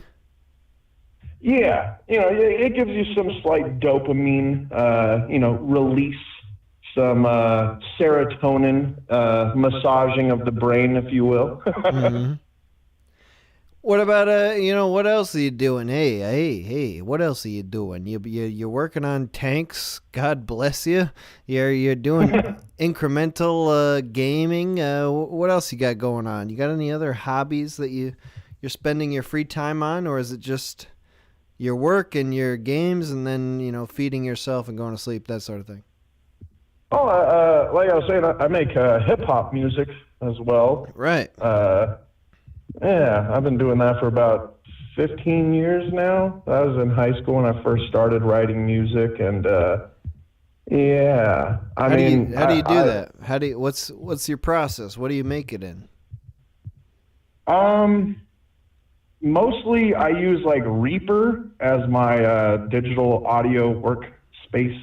Yeah. And I also use Adobe Audition, and then I have a little chain of recording equipment that I process everything through. Do you record vocals, or are you making the beats? Oh, no, I got buddies that make beats and grab them offline. Well, I pay for them. I don't steal them like a lot of people. But, I mostly record vocals, but I also, I play guitar as well. So I have a microphone that I can record guitar playing with. But I don't know. My voice got really fucked up when I was like 22 because I started smoking cigars. And apparently I have something called GERD. GERD, which apparently what happens is it's like acid reflux, but when I was smoking cigars, it was constantly giving me heartburn, and I was just a fucking idiot and didn't know that it was giving me heartburn, and because I didn't know what it was. Like, if you've never had a heartburn, you're just like, my throat feels weird. It's like it's on fire. And you were smoking cigars. They were causing you physical pain. And I continued. Good. Oh, I'm a genius. I'm very intelligent when it comes to things of that nature. If I'm doing harm to my body, fuck it. Let's keep it going until my body eventually is like, yo, dude, you need to stop now. What brought you to cigars? Were you smoking some other thing first, and then you graduated to cigars, or what? How do you lead into that? Well, so this was back in 2012, and I quit smoking cigarettes in 2009. And in like 2010, 2011, a couple buddies opened up a vape shop, and I said, you know what, fuck it, I'll check out these vapes that they got going on. And after puffing on those for about a year, I found that there's like a whole hobby of cigar collecting, and I wound up getting really deep into learning about, different countries and the soil that makes the cigars amazing. So I went really off the deep end. I tend to do that with hobbies, which honestly, your topic kind of really speaks to me. You tend to get in hard. You once you find something you like, you do the whole research delve. Yeah, and sometimes it's just a flash in the pan. Like, I mean, I was hard into cigars for about 2 months. I think it was about 3 weeks in that I realized that the cigars were causing the heartburn, and I started to ease off of them until I completely stopped like 2 months later. But by that point, I had already spent like $3,000. My God. On cigars? Yeah. I had gotten a custom cigar humidor built for me that costed like $700, and then I filled it with a shit ton of cigars off of a cigar forum. I had, Cubans and a lot of the more main name things. But and around that time, I had also gotten into shaving as a hobby, where you can literally go and spend like $1,000 on just buying a handle and a brush, because you get a certain brush that was made of a certain wood, and it has a certain like badger hair that's inside of it, or you wound up importing a Japanese handle, just a bunch of really dumb stuff that I wind up getting super into and then just fade out. So as someone who has acquired the super special shaving kit with the Japanese badger handle, what was it worth it? Did you notice an appreciable difference? I will say this. It was the best shave I've ever had in my life, and I look retarded as fuck without a beard. So I only did it for about a month and a half or two, and then I started growing my beard back out. All right, good. So you got a taste of both sides there. You knew what it was to get the perfect shave, and also you realized that's not what you want at all.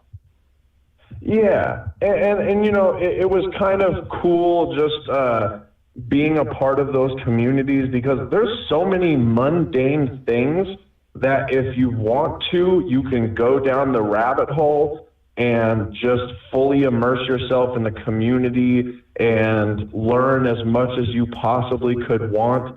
But I'm the type of person that once I've learned about as much as I care to learn, I just kind of move on. And what was the shaving community? Where were you getting these resources? Actually, off of Reddit. I think the subreddit was Wicked Edge, which I think is separated by an underscore. Yeah. Wicked Edge. There's the Wicked Edge. And I think I stumbled upon it. I literally think I used the old Firefox extension Stumble Upon back like 7 or 8 years ago, and Classic. It brought me to that subreddit. Yeah. I've been a computer nerd since I was 8 years old, so yeah, I was definitely early adopter for a lot of technological things. I remember being on like the in the high school computer lab using Stumble Upon to browse the web back 10. And then hitting the proxy servers and wind up like blocking you because you're like, oh shit, I went to something I shouldn't on a school computer. Yeah, well, that's like right towards the end of when I was in high school. They introduced or they acquired that technology in my high school where the librarians can look at your computer screen from like their computer. A little remote access. Right, and it would tell you. That was a good thing about it then. Was it would be like librarian 346 is watching you right now. I think I remember that, and it had on the taskbar. It had an eye that would open up. Yes, exactly. Oh shit! That brings me back, sir. Fuck. Yeah. Hey, dude, thanks for calling in. Appreciate talking to you. Definitely. I really appreciated talking as well. I mean, I've listened a bunch, but this is my first time trying to call in today, and I'm glad that I got through, man. It was a joy talking to you and reminiscing. Hell yeah, dude. You have a great weekend. You as well, brother. Be safe, man. Have a good one. All right, bye-bye. Nice. Yeah. Browsing the web in the computer lab. senior year of high school. And the librarians finally had the technology to watch me. You could chat with them too, though. That was kind of the fun part. Call from Frankie. Frankie. Hey, what's up, man? Yo, dog. Nothing much. How's it going with you? Going pretty good. Just got off of work this Friday evening, hanging out at the house. Nice. So we're talking about your hobbies today on the stream. Did you have any hobbies you wanted to talk about? Yeah, the last caller kind of inspired me. I think I share a lot of stuff. I like to dive in pretty deep when it comes to my hobbies. Mm-hmm. One of the first ones I got into was children's motorcycles from the 70s and 80s. Oh, whoa. So, small displacement, they're easy to work on and they're cheap. I always joked I can afford 10 bikes. I can't afford 10 cars. So I have a shed full of old children's bikes from way back when. I like to fix them up and soup them up, and it's a lot of fun. You work on these bikes to ride them or to sell them? Both. I've made money on some, but I've lost money on most.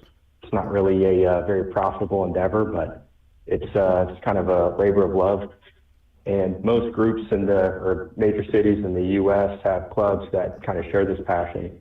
And once a year, we'll host big rallies, and 100+ people on children's bikes will take to major city streets and kind of shut down intersections. And it's a big weekend-long block party. It's a lot of fun. I've never heard of such a thing. I feel like this would be national news if real life got shut down by a bunch of people doing a children's bike rally. But I've never heard of this before.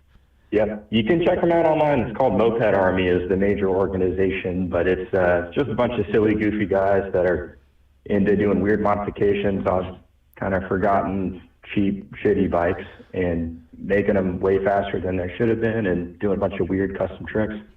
Does this happen around the U.S. or is this localized to all where over you the are? US, yeah. Oh, yeah. Yeah, all over. I'm in the Southeast, so we have a few clubs in here, but I mean, every major city from Midwest, New York, East Coast, West Coast, Southwest, everybody's got a club, a couple in Canada, and it's a big national organization, but every major city has one, and it's a lot of fun. There's making bikes that were originally supposed to go 25 miles an hour, getting them up to 60, sometimes 70 miles an hour, and legally don't usually require any licensing or registration. So it's a fun little loophole to like make them fast as shit. And are they they're not technically vehicles or something like that? The most, this varies state to state, but anything under 50 cc's, which is super small, is considered a moped. And a lot of states don't require any license or registration. So similar to the motorized bicycle our previous caller was talking about, it's kind of the same sort of thing. But if you do the right sort of tricks and, are able to fudge the system a little bit, you can get a lot of power out of a small displacement bike and go pretty fast. What does 50 cc mean?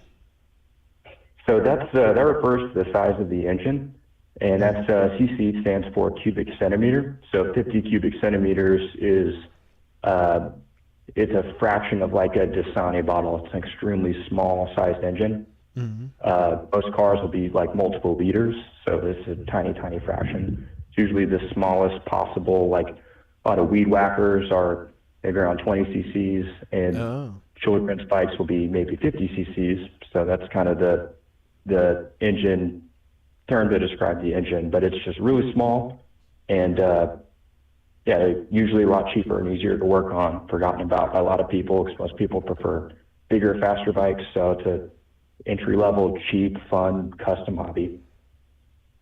Gotcha.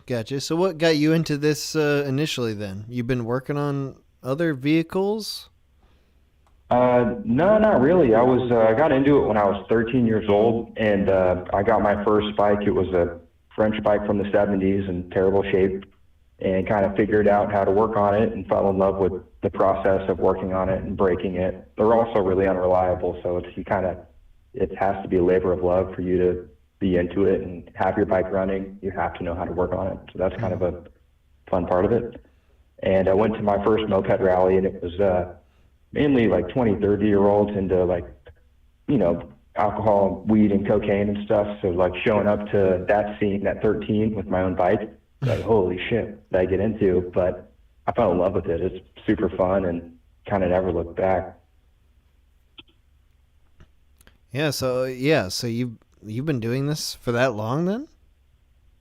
Yeah, I'm 22 now, so almost a decade. Yep. And I've had 30 plus bikes over the years, and they're a lot of fun. Like for the listeners at home, if you want to see like Puch Maxi, Puchmaxi, Puch Maxi, that's one of like the standard ones, so you can kind of see the sort of bike I'm talking about. But it's they're really great. Yeah, do you share what you're working on all online, or is this all just strictly for your own personal benefit? Some people kind of do more than others. Like people are into. For me, I just do it for fun. I don't have a social media for it or anything. But Moped Army is a forum, and there's a lot of guys on there that have guys and gals that have really cool custom bikes that put a lot of time and effort, money into. Other people, it's kind of as cheap as possible, like MacGyver shitty tricks just to get it running, just to get it fast. That's kind of the other. It's kind of like a punk. Yeah, how do you do it when you buy a bike? Is it a mix of both those things, where one time you buy a bike and you're just trying to get it running, another time you're trying to get it like as good as you can? Like how do you approach that? Well, I'm usually on the shit end of the spectrum. I like to spend as little money as possible and have kind of a ratty sort of bike. I think that's more fun. There's usually more character. But every once in a while you see a good deal on a really clean bike, and it just kind of seems like a tragedy to mess it up with dumb, stupid tricks. So for a couple bikes I've had, I say, wow, this one's too nice to mess up with stupid trick stuff, so I'm going to keep it nice, spend some extra money, spend some time on it, and kind of do it justice if I can. And do you take them out, or are you just waiting for the moped? Usually wait for the rallies is what I do, just because they're, unless you have yours souped up, usually pretty slow, and again, they're really unreliable, so it's not a great daily driver. A lot of people enter the hobby thinking like, oh, this is a cheap form of transportation. I'm going to get from home to school or work or wherever. And they're really good on gas. This is going to be a super economical way to get around. And then 3 weeks after they buy it, they break down and they're all pissed off like, oh, fuck mopeds. I hate this. Right. But it's really, it's a labor of love thing. So I personally don't ever really ride unless I'm riding with a group.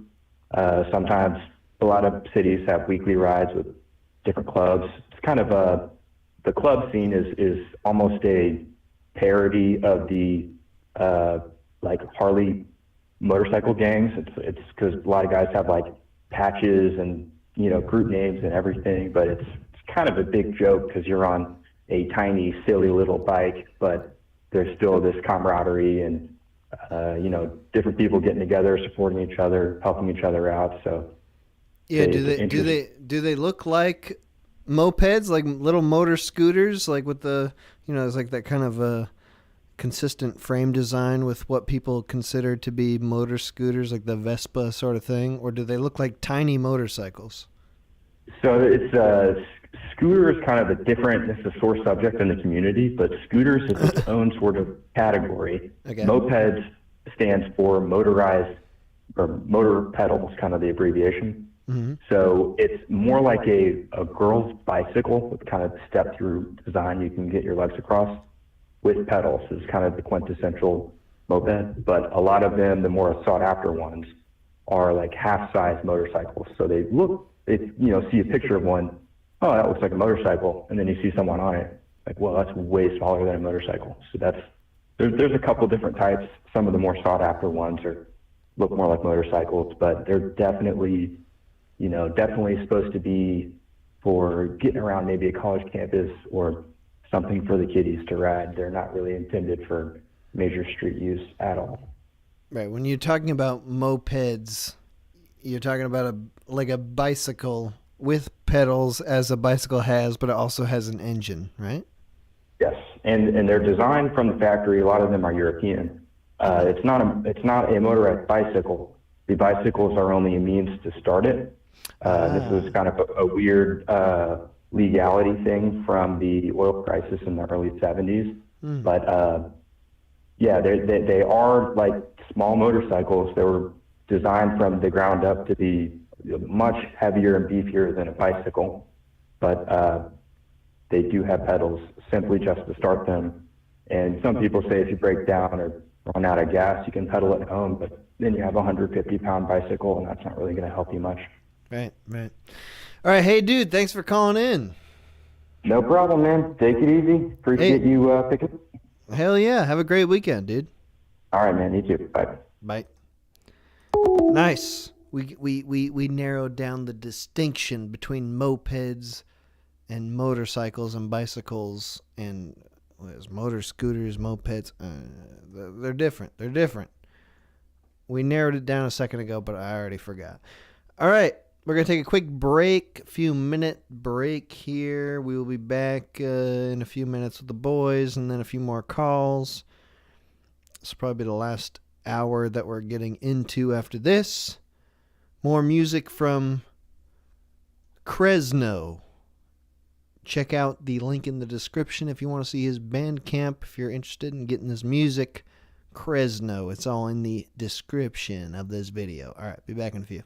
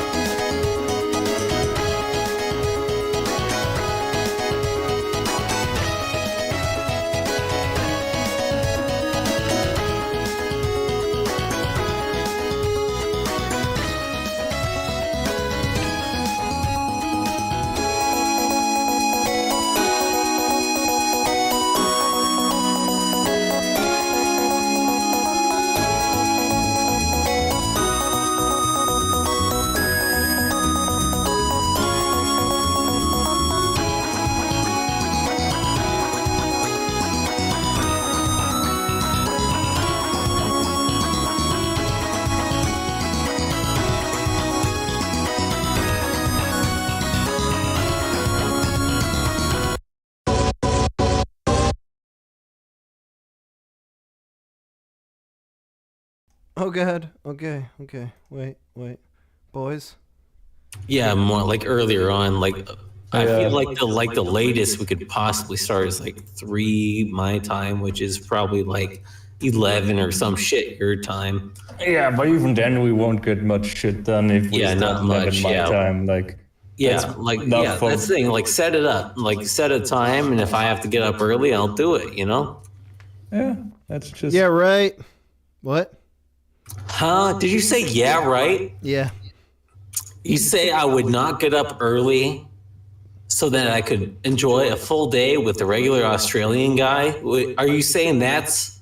Yeah, right? I would do that? Yeah.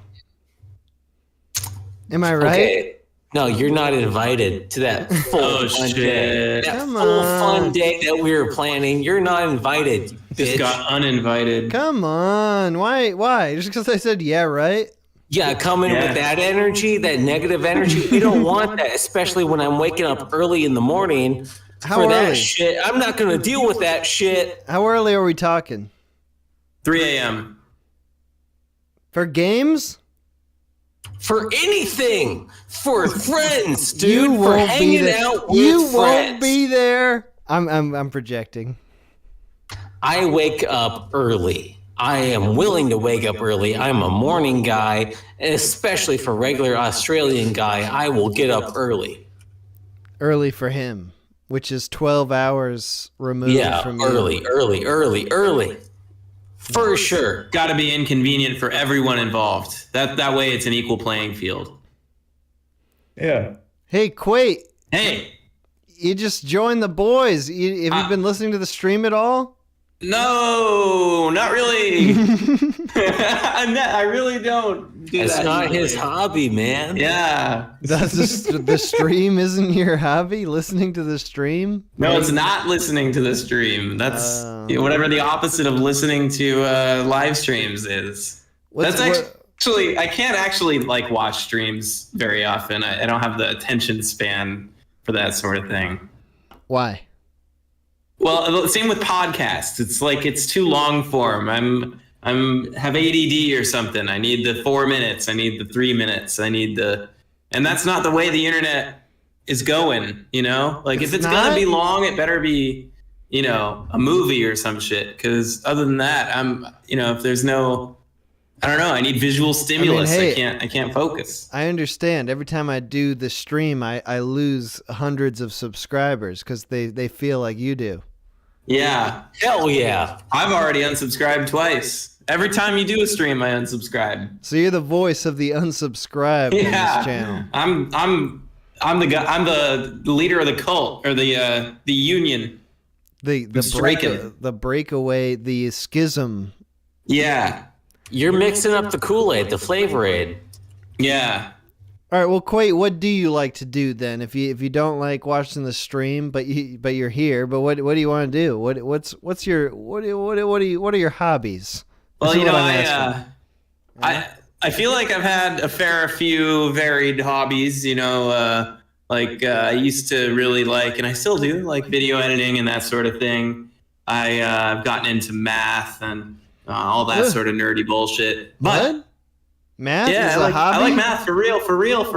I recently, a few months ago, wrote I guess this doxes me, but I wrote a proof in a proof solver, like a fucking computer science bullshit. That's not what I talk about. I don't want to talk about that. That's not going to dox you because nobody's going to look up that boring shit. It's fucking snooze town is what it is, and I'm the first and last to admit it. We don't know what the hell you're talking about. What about some hobbies we can relate to, Quate? Yeah, I got one. So one thing that's been true for my whole fucking life, the whole life I've had, has been Super Mario 64. Mr. The Minute Hour is perhaps familiar with this aspect of my personality. And maybe Moxie can relate a little bit with some pro skater situation. Hell yeah. I have been into that fucking game since I was a very small child. It's older than me slightly. And so when I was a little kid, it was the first game I ever played. And I was just instantly hooked. By the time I was 3 years old, I beat it, 120 stars. 3? Actually, probably 70. But I think I was 5 when I got 120. I was very proud of that. Wait. So this is almost like pre-internet, right? Nah, I'm not that fucking old. It was. Oh god. Internet's been around my whole life. I've been going on forums since I was like 4, 5. Okay, wait. So when you were part of this road trip, I referenced the road trip, and there's going to be lots of content coming out from the road trip. Yeah. You were the last stop on the road trip, and you played for me Super Mario 64 in what you thought was going to be a record amount of time, but you had a sticky controller. You had a sticky controller. You had some obstacles in your way, but you knew what the hell you were doing. And when I was watching, I noticed obviously that you knew all the secrets. Did you learn all that shit when you were a kid through the internet, or did people tell you? Like, did you hear through the grapevine? How did you learn how to play that game swiftly? It was mostly an internet thing. Actually, some of my earlier memories of the internet were on Google Video. You guys remember Google Videos? Oh, hell yeah. Hell yeah. Sure. It was better than YouTube back at the time. Yeah, it fucking rocked. Hell yeah. Google Videos was great. One of the first videos I watched a lot was the first ever tool-assisted speedrun of Mario 64. It was like 40 minutes long, and it was a 16-star speedrun, if you're familiar with that terminology. But no. Yeah, it was very early internet that I got into that. I want to say 2005, 2004, something like that.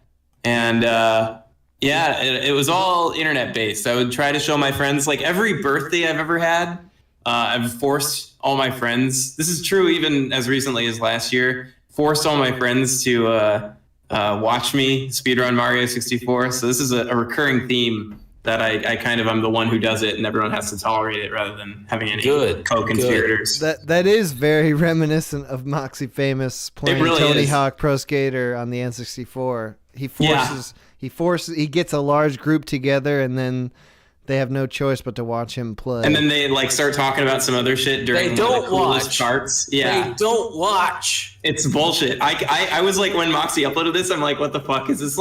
How did he know that this has happened to me many, many times before? I've lived it, man. Yeah. So we have that in common. I remember the days before the internet. Not really before the internet, before I was aware of it.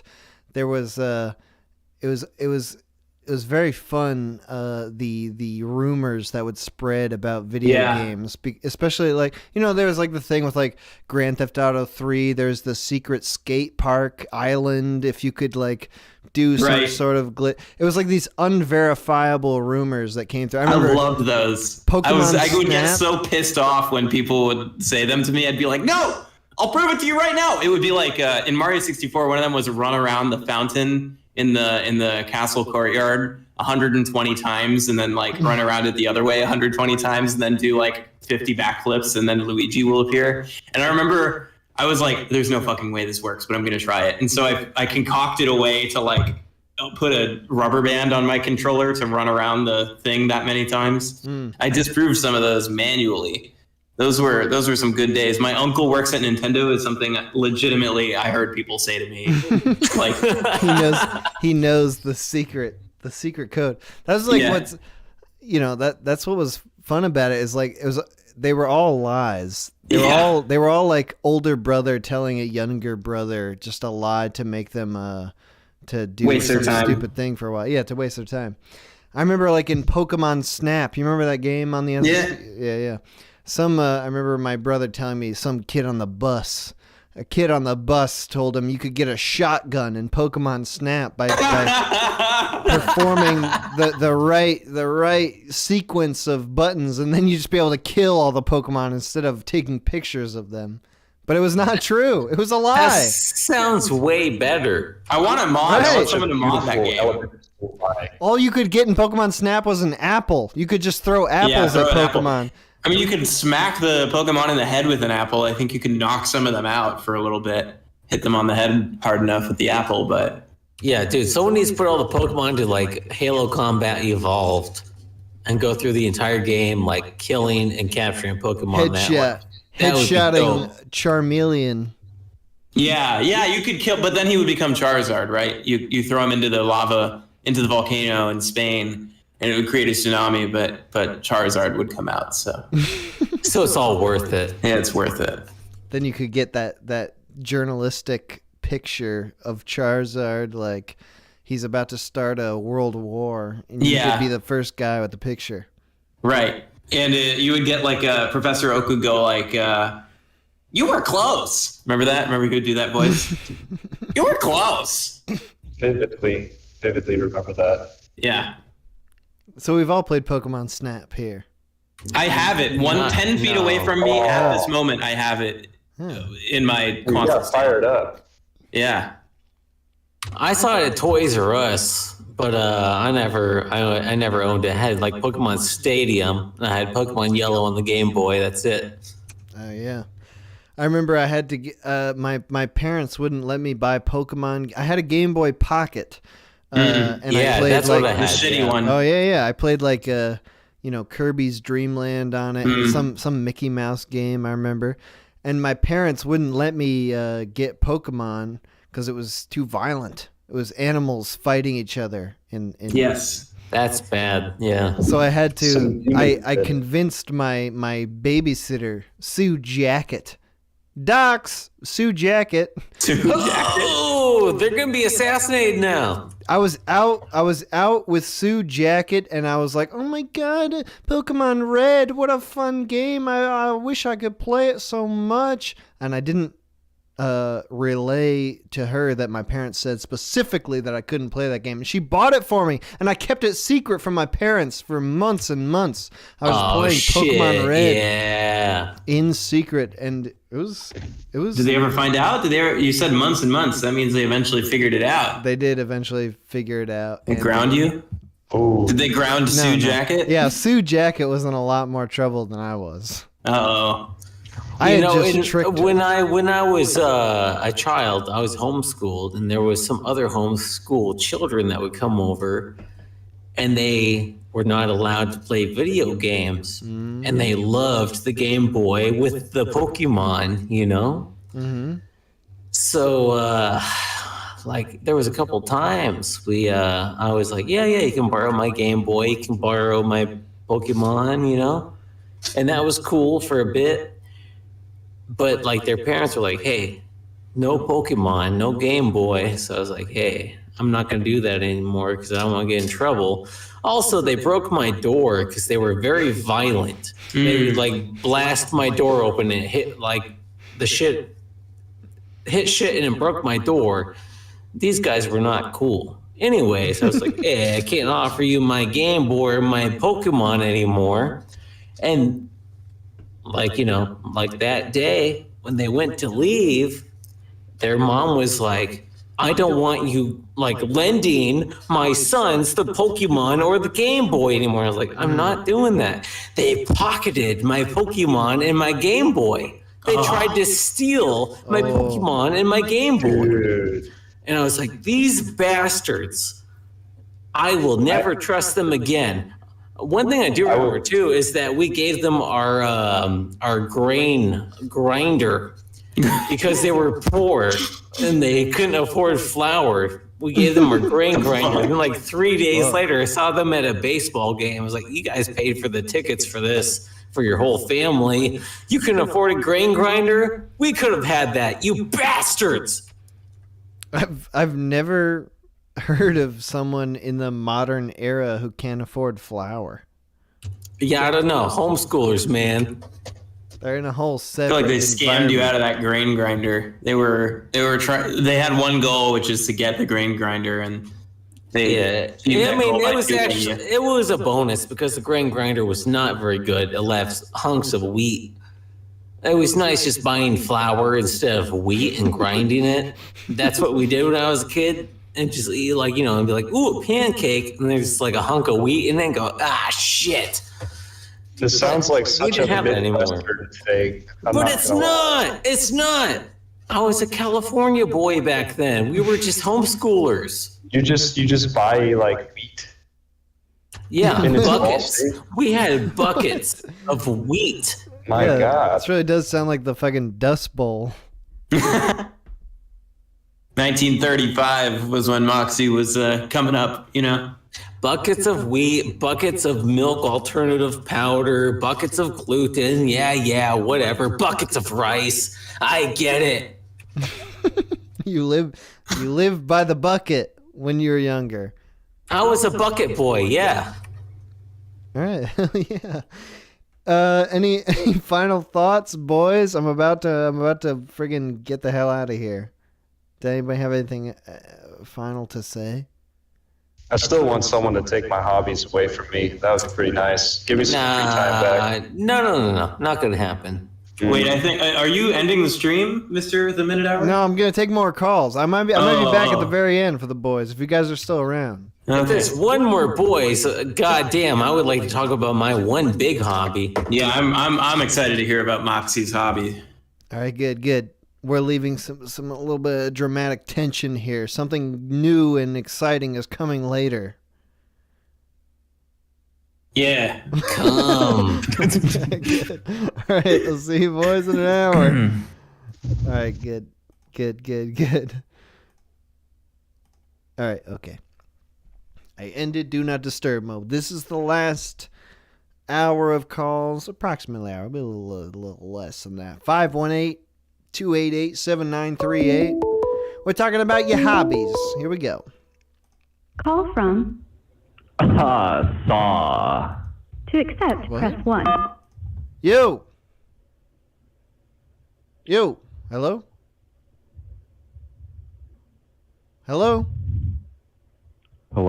Yo, dog, what's up? Who's this? Oh, yo. What's up? Shit. My name? That is a good question. Hello? Whatever you want. Don't feel pressured to say your real name if you don't want. What's going on? Oh, dude, there's so much feedback. I apologize. Let me stop listening to the stream. How you doing, dude? Yo, dude, what's up? I was just asking, what is your name or something I can call you by? It doesn't have to be your real name. Call me Pot Brownies, man. Pot Brownies, okay. Yeah. Is that relevant to where you're at right now? Have you just downed some pea brownies? I mean, pea brownies. That sounds even better. I'm censoring it. I don't want YouTube to know that we're talking about drugs, about weedy drugs. What? We're talking about drugs? Shit. What kind of drugs do you do? Hey, whoa. Hey, this isn't about me. This is about you. We're talking about you. Hey, we're talking about the hobby. This is the hobby stream. Did you have hobbies you want to talk about? My hobbies? A hobby. Last time I had a hobby, I had like $1. No, I used to play video games a lot, like almost my entire childhood, like way more than another kid should. How much? Tell us. Like how much? Like every fucking day. Like my life got destroyed. I had no friends, and I like kept on playing those games, man. I just kept on doing it all day long, 24/7. Fuck school, fuck sleep, games. All right, but not literally 24/7. Eh? You said when you were a kid. So what's that mean? Like what's it literally mean? Tell me in your day, you went to school and then you played video games, or did you actually skip school to play video games? Well, I would go to school because I was a good kid. I wasn't that bad. I wasn't that edgy. But I would get home and I would play my games. I wouldn't do homework because homework is just it's for communists or something. I don't know. But like I would play for like 20 hours straight sometimes if I could. My God, on the weekend you mean? From Friday to Monday you're playing nonstop? Yeah, my weekends I would just play video games nonstop. It was like I grew up playing Roblox. Have you heard of that? Yeah, but I don't know anything about it. But I've heard the name. It's like now it's for skids and people like to make money and weird people in general. But it was like a really good physics engine where you could build your own games. It was pretty sweet. What is like? Sorry, go on. What is skids? You said skids? Yeah, shitty kids. Okay, I hadn't heard that before. It's a fun term, but like, no. As far as hobbies, now I'm really into biking. It's really healthy. Okay, so how do you make time for that? You just biking on your free time, or whenever you get the chance, or you plan out biking trips? I'll just every given day since I quit my job, because I did that because I was eroding my soul. I would fucking hop on my bike and just go all day until the battery died, because it's an e-bike and I like to cruise on the downhill, that sort of fun stuff. But dude. What does that mean? What is an e-bike? It's like, is that like a moped? Or?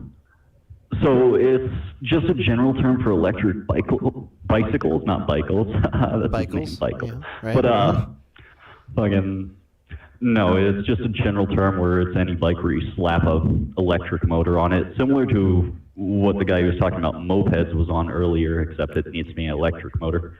But altogether, it's pretty sick. So that's what you've been doing lately? That's your main hobby, e-biking? Yeah, just hop on the bike and pedal until your legs feel like concrete, and then just cruise and have fun the rest of the time, you know? Yeah, how far do you go when you're doing these excursions? Depends on how lazy I'm feeling, because I want to make sure I have emergency battery in case I really fuck myself up and don't need a pedal. But we're talking like 10-mile minimum round by the time I start to think about finishing it. So Nice. usually cover a decent amount of distance. Yeah, hell yeah. Does the bike like recharge its electric battery when you're pedaling? Nah, it's not regenerative. I actually had a cool idea for something like that. There's, I think his name is Tom Scott or something. He created a, what is it? There's a spinning disc that stores energy. I'm missing the fucking name of it for some reason because I'm an idiot. But basically, you use that, and he has that in the center of his bike, and that spins up as he's going downhill or braking, and that'll work as a regenerative system when he goes to start up again. I'm thinking of doing that, except using the entire inside of one of the wheels. Flywheel, someone in chat said. Thank you. Love you. All right, so where do you go normally? Are you is it a functional thing? Are you going to the grocery store and biking your groceries back, or you go out for fun, for nature, or for what? Like, what's your reason for biking? It's just to see outside, man. I spent so much of my life inside just doing absolutely nothing, being the most fucking hobgoblin motherfucker you've ever seen. And it's a nice switch to just have that fresh air, you know?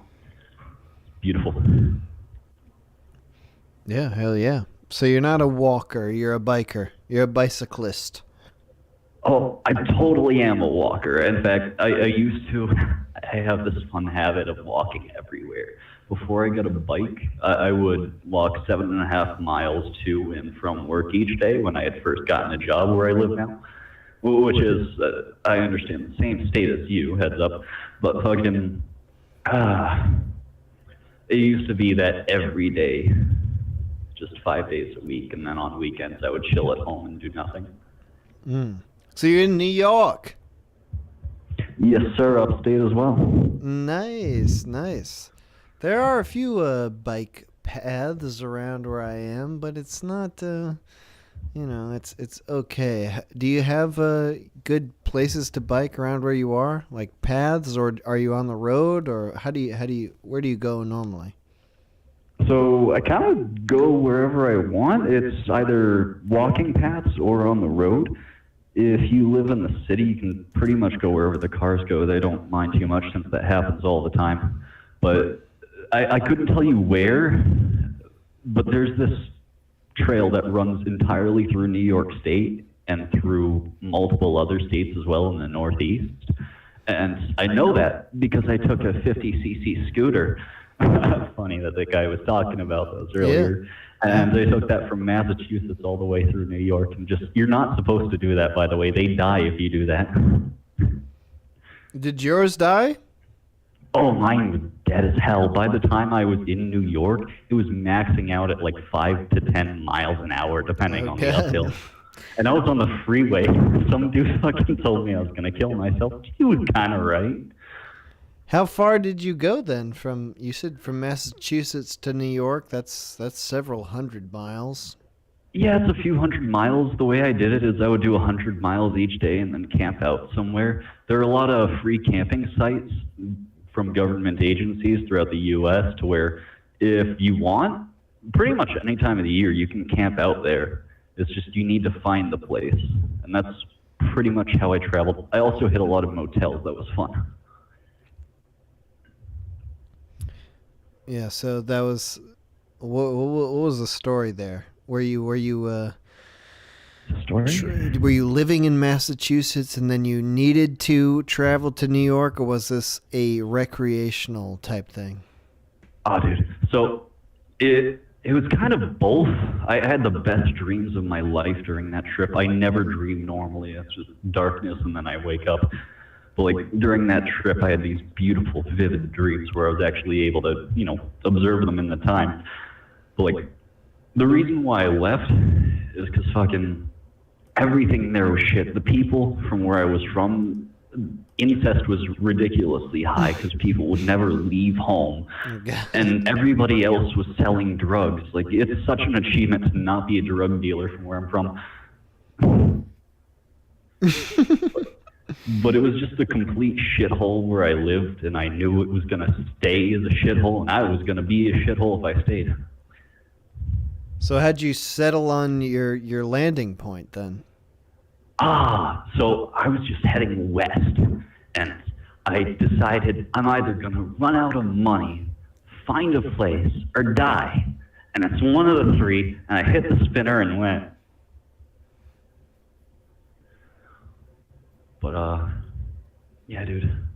That was what you landed on? You were playing the game of life with the spinner and everything, and you decided it was just going to be somewhere as far as you could get from where you were? Yeah, I'm just going to head west, see what I can do. I had like a couple grand in the bank, which was a lot for me at the time to have saved up. Mm-hmm. But I figured it would last me if I tried plenty of time.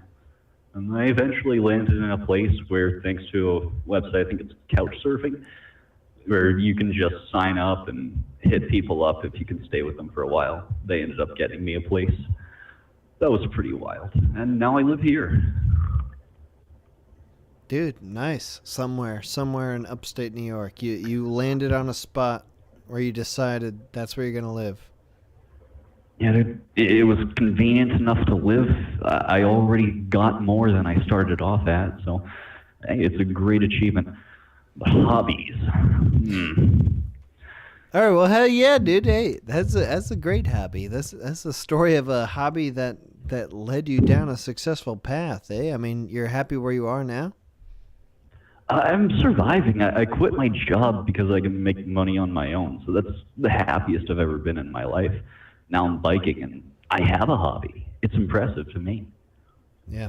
All right, well, hell yeah, dude. Thanks for calling in. Appreciate talking to you. I appreciate you, dude.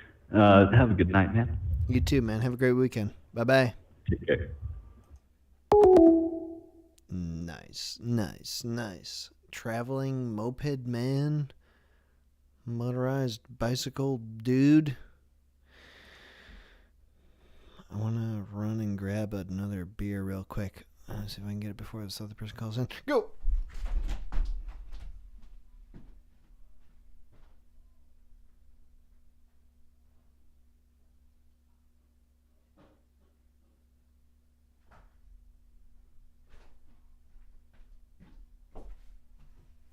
I did it. I got my other beer and no one called in. Someone calling, actually? Google's being a bitch. Alright, the calls aren't coming in. I'm gonna call someone right now. This guy.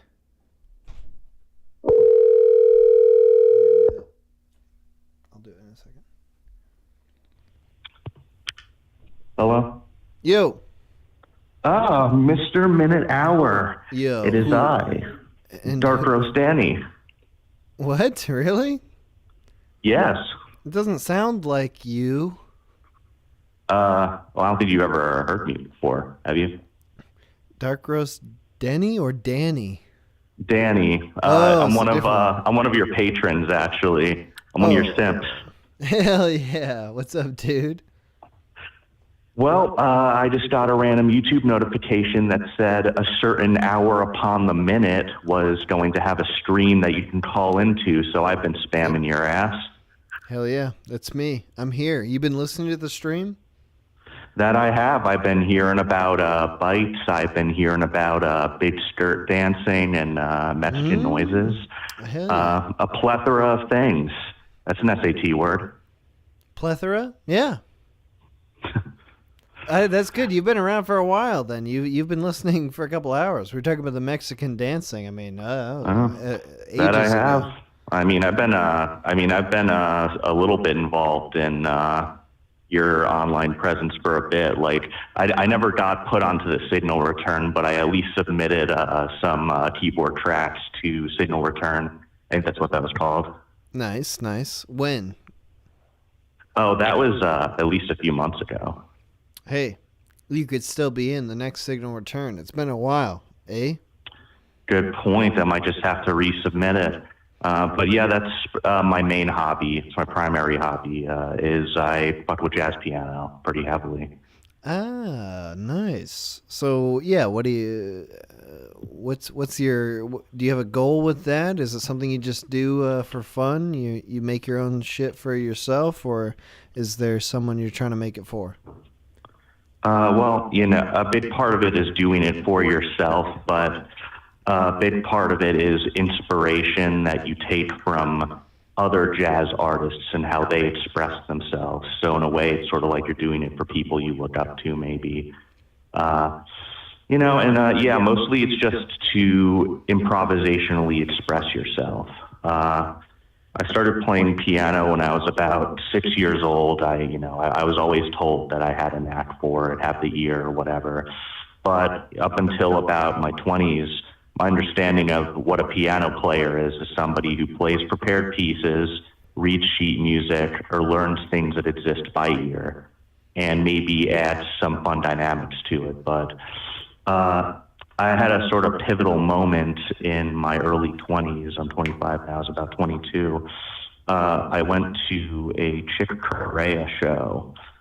Chick Corea was one of the jazz pianists who ever lived. Unfortunately, he died this year. He was about 81 maybe. But I saw him live on just solo piano, like a 9-foot Yamaha. And it was one of the shows where he asked the audience, you know, who wants to come up and improvise with me. And I never tried to make anything up on the spot before. I only ever tried to emulate other things I've heard. But I realized that if I want to start doing this, now's the time. So I stood up and got up on stage and sat down with him and played whatever came to mind for 3 minutes straight. With Chick Corea. It was mind-blowing. I actually have a video of it stored away on my Google Drive just for posterity. My friend was nice enough to pull his phone out and just, you know, illegally record that or whatever. My God, I mean, I honestly, just in full honesty, I didn't know who Chick Corea was until a couple weeks ago. I was listening to some radio program while I was driving through Alabama, and Bela Fleck was talking about Chick Corea. You know Bela Fleck?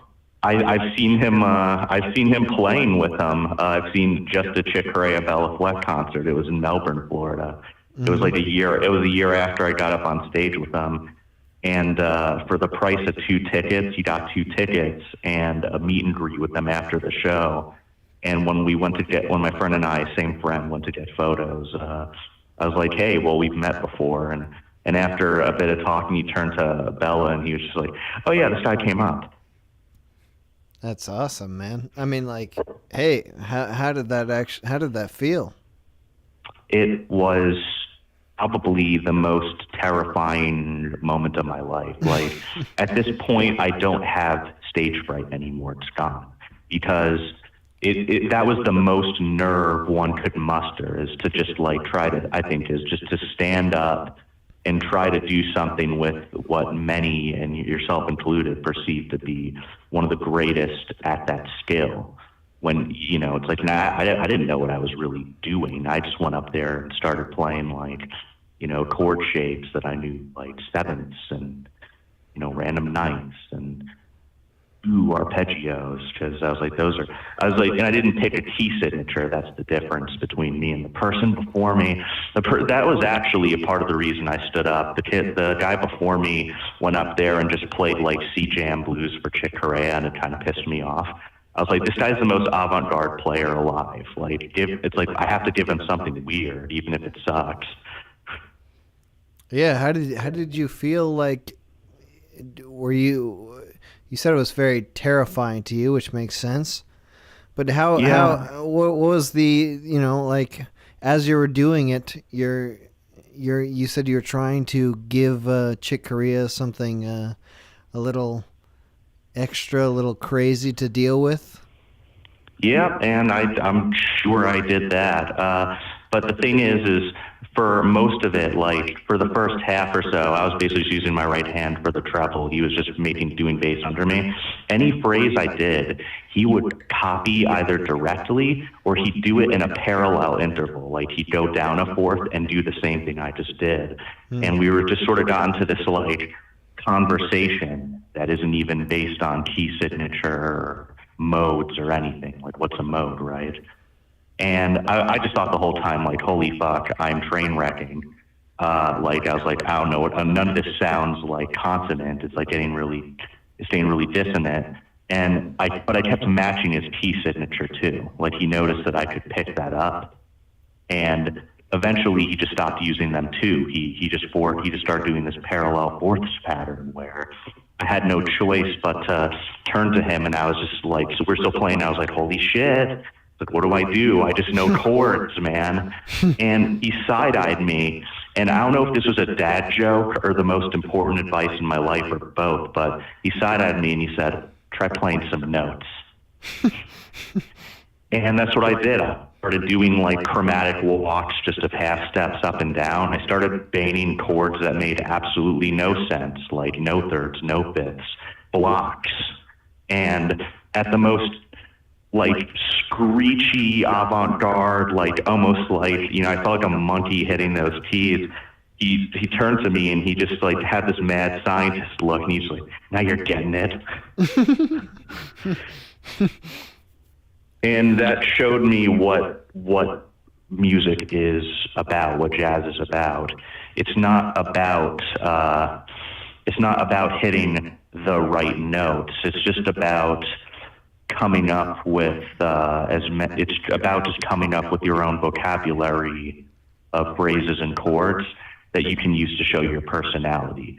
And I think everybody has that personality. It's like writing. Like, some people just know more words and had more time writing. So at that point, I sort of understood that I didn't have to be a prodigy who was born in a conservatory, who was playing with a Philharmonic when he was 12. You know, I didn't. You know, you don't have to just be born a skilled jazz player. You can become one. And I didn't really understand that until Chick showed me personally. That sort of reminds me of an old Norm Macdonald joke where he talks about Wolfgang Amadeus Mozart, and how when he was, you know, it's the story of Mozart that he was a fucking virtuoso when he was a child, and Wolfgang Amadeus Mozart would sit down when he was 12 years old and write his concerto and think to himself, okay, I gotta make this hard as fuck to play. Pretty much. When you're working by yourself, then when you aren't working off the this other guy who's like, you know, he's got this kind of famous talent for this sort of thing. How do you deal with that? How do you decide what you're going to play? Is it the same sort of feeling where you're kind of going with it, whatever you feel, or how do you decide on your own what you're going to do? Yeah, that's a good question. It's almost hard to articulate it because normally I'm not articulating it. But really, I mean, there can sometimes be a randomness to seeking things out. Like, it's just like I'm just doing random fork stuff on the keyboard, like jumping. Maybe. But the real thing that helps is like you find some sets of chords that you spell out, and there's different voicings for every chord. If you just reorder which notes on top or on bottom, or you spread it out across the it changes the sound almost completely. And the only thing that's still similar is that it'll still work with the same bass. But you come up with a few of those key phrases that you have, and then you start expanding on them.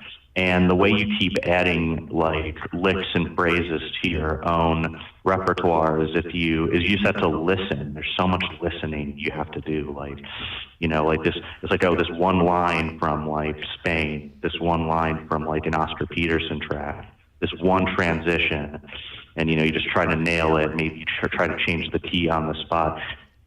I'd say this is the most multi-dimensional thing in terms of like ways you can get better at something, because today I could maybe sit down and just get really good at playing unison, like the same thing on each hand. But like if you told me to I don't know, play a harmonic minor in every key, I'd be like, what? I don't know, because like I can do this, I can do unison though, like this is what I've taught myself.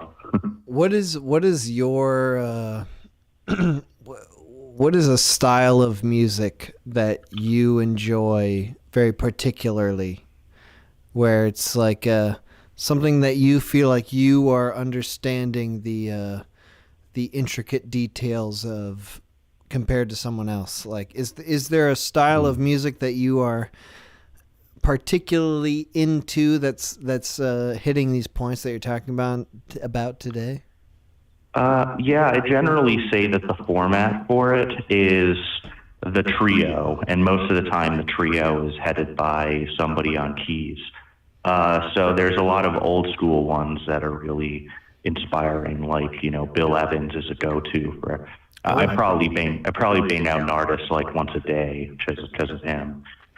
But I've listened to it. There's a lot of great Bill Evans albums on YouTube that I've been listening to, actually. Yeah, Nardis is absolutely like my number one track from him. The way that like that one main phrase, like da da da da da da da da da. I just loved that.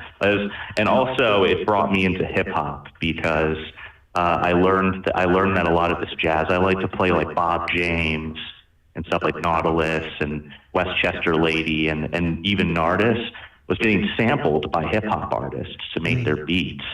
So I really became like a big fan of MF Doom about a year before he died. Also, everybody's fucking died. Even Norm Macdonald died. Yeah, fucking bullshit. But yeah, could you imagine that Norm Macdonald doing this fucking jazz rap shit that you're talking about? Like, that'd be a great thing. Norm Macdonald doing a spoken word track. I wish he at least tried one as a shit post before he like checked that out. This fucking guy. Why didn't he do this? Why didn't he give us what we wanted before he died of cancer? We wanted so many things. I mean, for Norm Macdonald, the number one joke he ever did that I like will never stop quoting. It was on like Norm Live, I think. He was just like, "I will not eat a single morsel of food until Margaret Thatcher is dead and buried." And then the other guy just like Margaret Thatcher's she's been dead for several years. Yeah, and he had a bucket of chicken under his fucking desk, and he pulls it out and he's just like scarfing it down, finger licking good style. Right. He's immediately just eating the chicken as fast as possible. Exactly.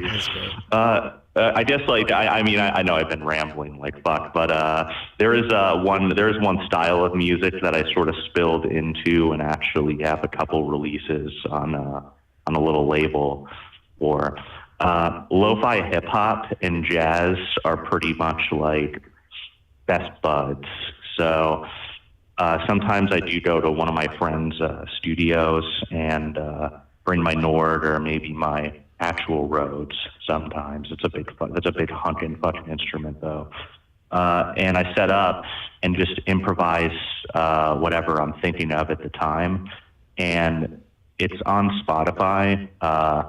You could find it under, if you're curious, you could find it under Danzos, so DANZOS on Spotify. So that has some examples of like things I've started to make up since I started this, I guess I'll call it a journey of, seeing what I can master in jazz. All right, hell yeah, Danzos on Spotify, you said. Yep. I also have an Instagram, which is the same name _keys, but I'm not trying to plug all my shit here. It's not what I'm trying to do. All right. But Danzos on Spotify. You can't help but plug this shit. Hey, it's great shit. Hey, dude, it was great talking to you, man. Thanks for calling in. Yeah, it was great talking to you too, Mr. Hour. Looking forward to seeing you on the cord and on the tube. Hell yeah. Hell yeah. New shit coming out Sunday. Part of a new whole thing. It's going to be, I'm releasing this road trip audio in parts. There's going to be 5 parts or some but the first part's coming out Sunday. My man, I'm screaming internally with anticipation. Nice. All right. Hell yeah, dude. It was great talking to you, man. It was great talking to you, too. All right, bye-bye. Yep. Nice. Oh, shit, mother. Okay, all right. Call from Jet. Jet! We got you! Hey, what's up, dude? Holy fuck, what's going on with the phone? What do you mean? What's happening? What? Oh, it's just being all super wonky, man. Like it'll do your voicemail automatically for like 10 to 20 times, and then it will let me do the thing. And then after that, it will do it another 10, 20 times or so.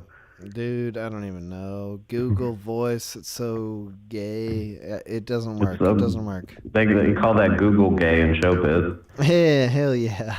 Hey, so Jet, we've been trying to get a hold of each other recently. Do you want to talk to me about what your point of business that you want to talk to me about on this, or do you want to talk about something else? Well, I do. I mean, this is a hobby stream, and that's not a hobby right now. It's a job. Yeah. But and I mean, it's just it would require a little bit of just back and forth between you and me trying to figure it out. But I'm down to if you want to. I guess I want to leave room for other callers too. No, dude, tell me. I want to do this right now. Your hobby right now, which is your job, is you're filming a movie, eh? Yeah. Well, I'm acting in a movie. Right. But yeah, it's a horror comedy. It's called Deceiver. And I am playing a. Oh, by the way, side note. This is for Danny in the fucking Patreon chat. We're fighting now because he's been trying to get in, and I told him if I get in before he does, his ass is grass. So yeah, you win, Danny. You son of a bitch. You failed. You failed big time. Yeah, but no, yeah. So it's a horror comedy film called Deceiver, and it's about a group of medical students that go to a remote microbiology lab in northern Maine. And basically, there's, without disclosing too much, there are cannibal zombies involved. But what separates this from every other film of its caliber is that this is actually 110% scientifically accurate and possible. So it's not some made up what if shit. It's like, oh shit, like this can actually happen. Yeah, in what way? How are these people? How is it normal? How is it natural? Well, to put it in layman's terms, I had to learn a lot of like medical terminology. But to put it in layman's terms, basically, like your cells do their thing in your body, right? Like they have a makeup that makes your body work and makes them work. Well, Deceiver, in the form of being like a cure to cancer, what it does is it creates its own like amino acid chain as a membrane around those cells. So it kills the cells, but it keeps them alive on its own accord. It's a virus. So in a way, like you'll still be alive. Like your cells will be dead, but you'll still be alive. And amino acids and like amino acid chains and shit in their own are genetic. Like you can technically genetically program and modify them. So this is just one of those scenarios that got way out of hand. All right, and what is your role in this scenario? Well, I play one of the main characters, one of the students that goes to this lab, and my character's name is Stones. And in the script, he's described as a pot smoking, cigarette smoking hipster. I was like, well, fuck, dude, I could play that. No problem. But he's also like he's a mix between like when I was talking to the director, he was telling me that like the character Stones is like a mixture of me, a mixture of like Indiana Jones, and a mixture of like Hercule Poirot or Sherlock Holmes as far as like detective work goes. Like he's the smart one. Like he's always noticing things and figuring things out and trying to piece together what's going on. So it's kind of like my arc has its own kind of like detective story going on as well. Okay, and when you were you sent me a first message about this, you were talking about sort of how to play this character. Tell me about this what you've been determining thus far, like how you're gonna be this dude. What have you? Yeah. Well, we've already got a good portion of the film already filmed. We have a couple weeks hiatus right now. I'll be going back in another week or two to finish it up. But basically, what I wanted to talk to you about is that like I wanted to put some sort of homage to the Minute Hour in there, but I didn't know exactly how that would work. Like I can't do any like logos or name drops or anything like that because that would require like paperwork and legal shit like that, and we're already like beyond that right now. But we have future projects coming up as well that would be possible. But for now, as far as where we're at in filming, I do want to like I just wanted to figure out some sort of quip or something that I could do to like drop or mention what you're doing. Well, dude, you're totally, you can say whatever you want. Like, I have no qualms at all about you saying whatever the hell you want in regards to that shit. But how are you getting into character as this dude? You said he's partially you. So that's like something you can go on, but like, what did you do to get into it, like to be that dude? Well, here's the thing, right? Like Stones, as a character, he's very compassionate about others, right? So like he cares about the value of life. He's smart and he's calm and he's collected all of the time, but he really cares about life. So, and I've lost a few friends. But I haven't lost any like really close or good friends, nor any like family members. Like I'm 30, dude, and all my grandparents are still alive, which blows my mind. But I don't really have any point of access to really base that kind of emotion on. So what I did to kind of get into character for like these scenes where I have to save someone's life is I imagined the situation in which I worked in Alaska, and I invited my buddy Robert over, and this actually happened. And he was like down on his luck, he deserves kind of a better life. And Robert actually introduced me to the Minute Hour, oddly enough. And yeah, dude. So like he got up there and we were working together for like 3 months in Alaska, and I just imagined some sort of hypothetical situation where like some disgruntled cannery worker jumped the fucking counter of the kitchen and just stabbed him in the neck like ruthlessly. And I had to sit there and hold him, and he died in my arms, and what that actually felt like. So I wrote that whole scenario down in a notebook, and I went outside and I went through a whole pack of cigarettes, and I just fucking like went over it to myself, and then my face started doing like this really weird shit. I was really depressed all day. What does that mean? Your face started doing depressed shit? So it started doing like the kind, like how like when you get ready to choke up or just kind of like get really emotional about something, like the muscles in your face kind of tense up a little bit, and you don't really have any control over it, or like in your throat, like your throat kind of tenses up. Ah, sure. They call it choking, I suppose. But that started to happen, and then fucking we didn't end up filming the bit. But okay. But no, but this, but the conversation as far as that I wanted to have with you personally goes a bit. I just wanted to talk with you a bit one-on-one about what we could do to just kind of drop something in there. You know what I mean, dude? It's whatever you want to do. Ahead. I mean, I don't have the full context of the movie and everything. I've got a little bit now, but like, you should do whatever the hell feels right. I wouldn't force it in. Anything you want to do? No, God, no. I can't. I don't really have that much.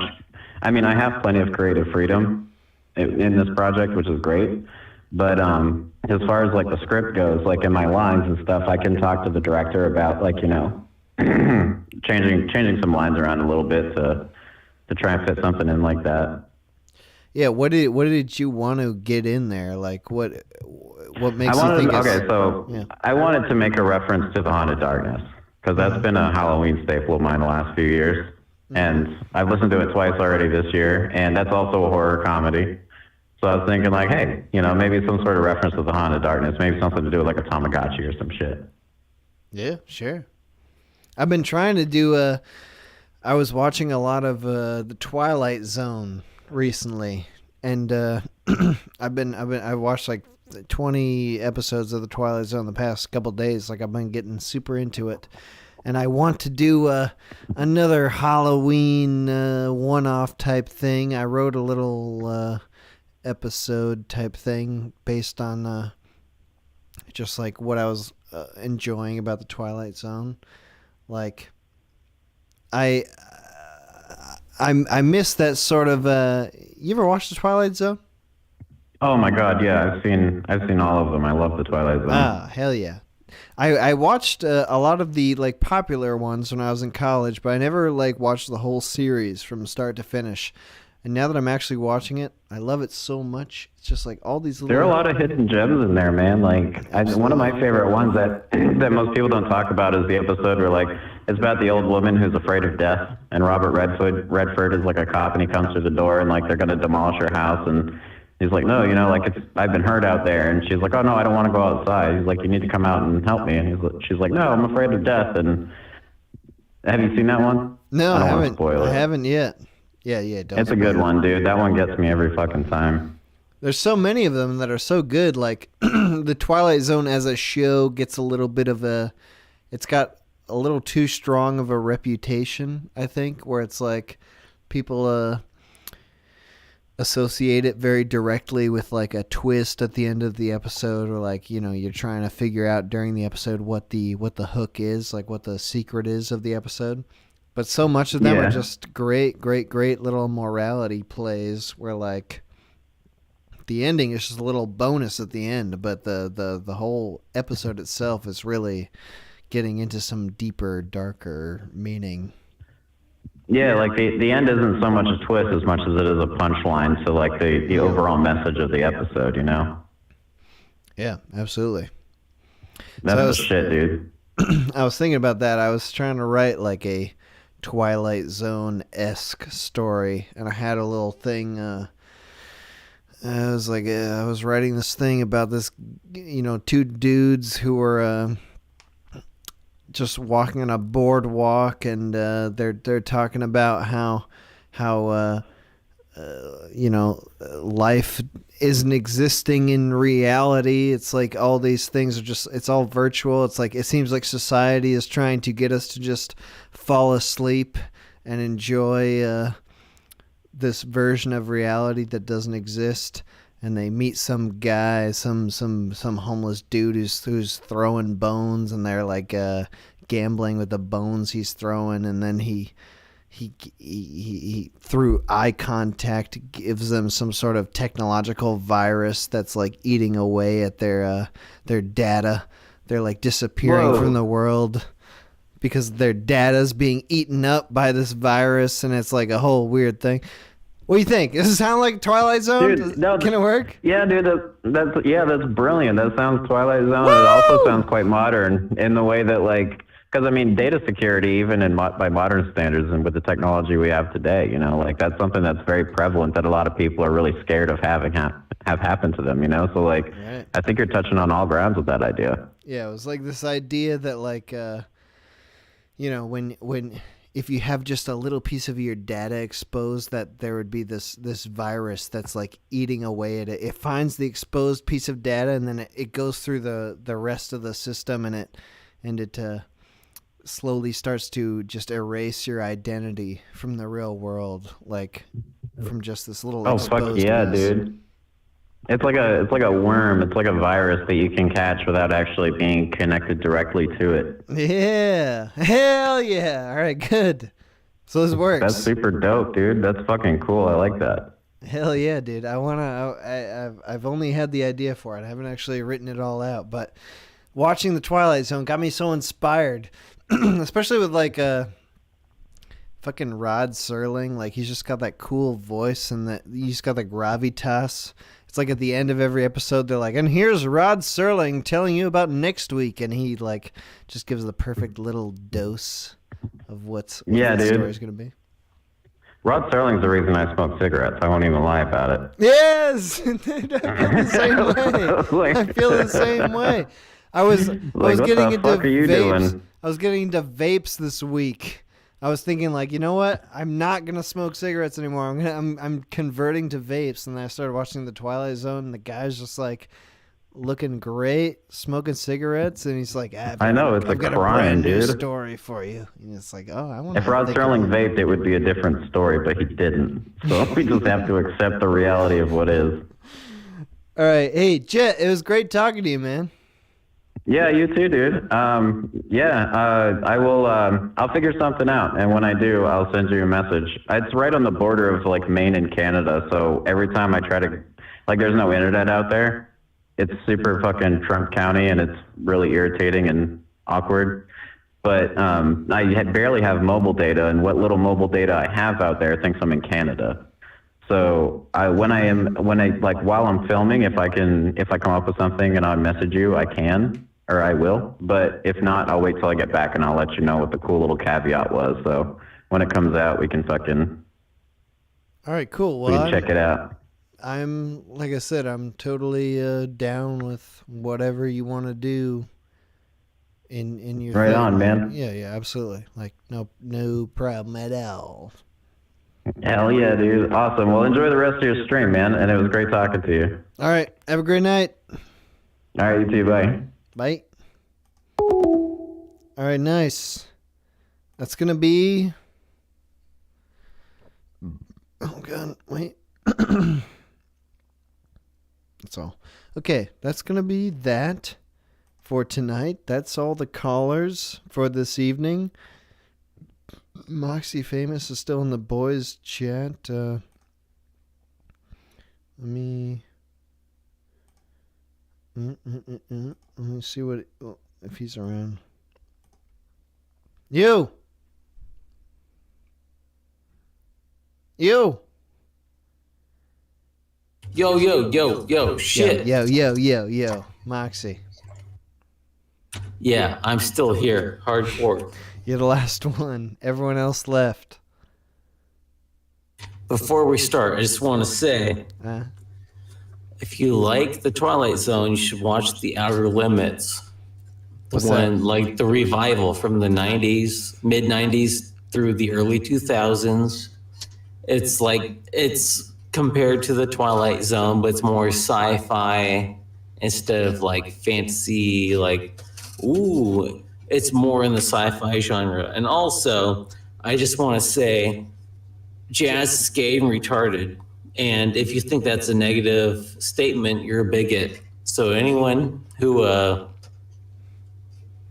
jazz is gay and retarded. What does that mean? What? Jazz gay? I've been listening in after everyone left.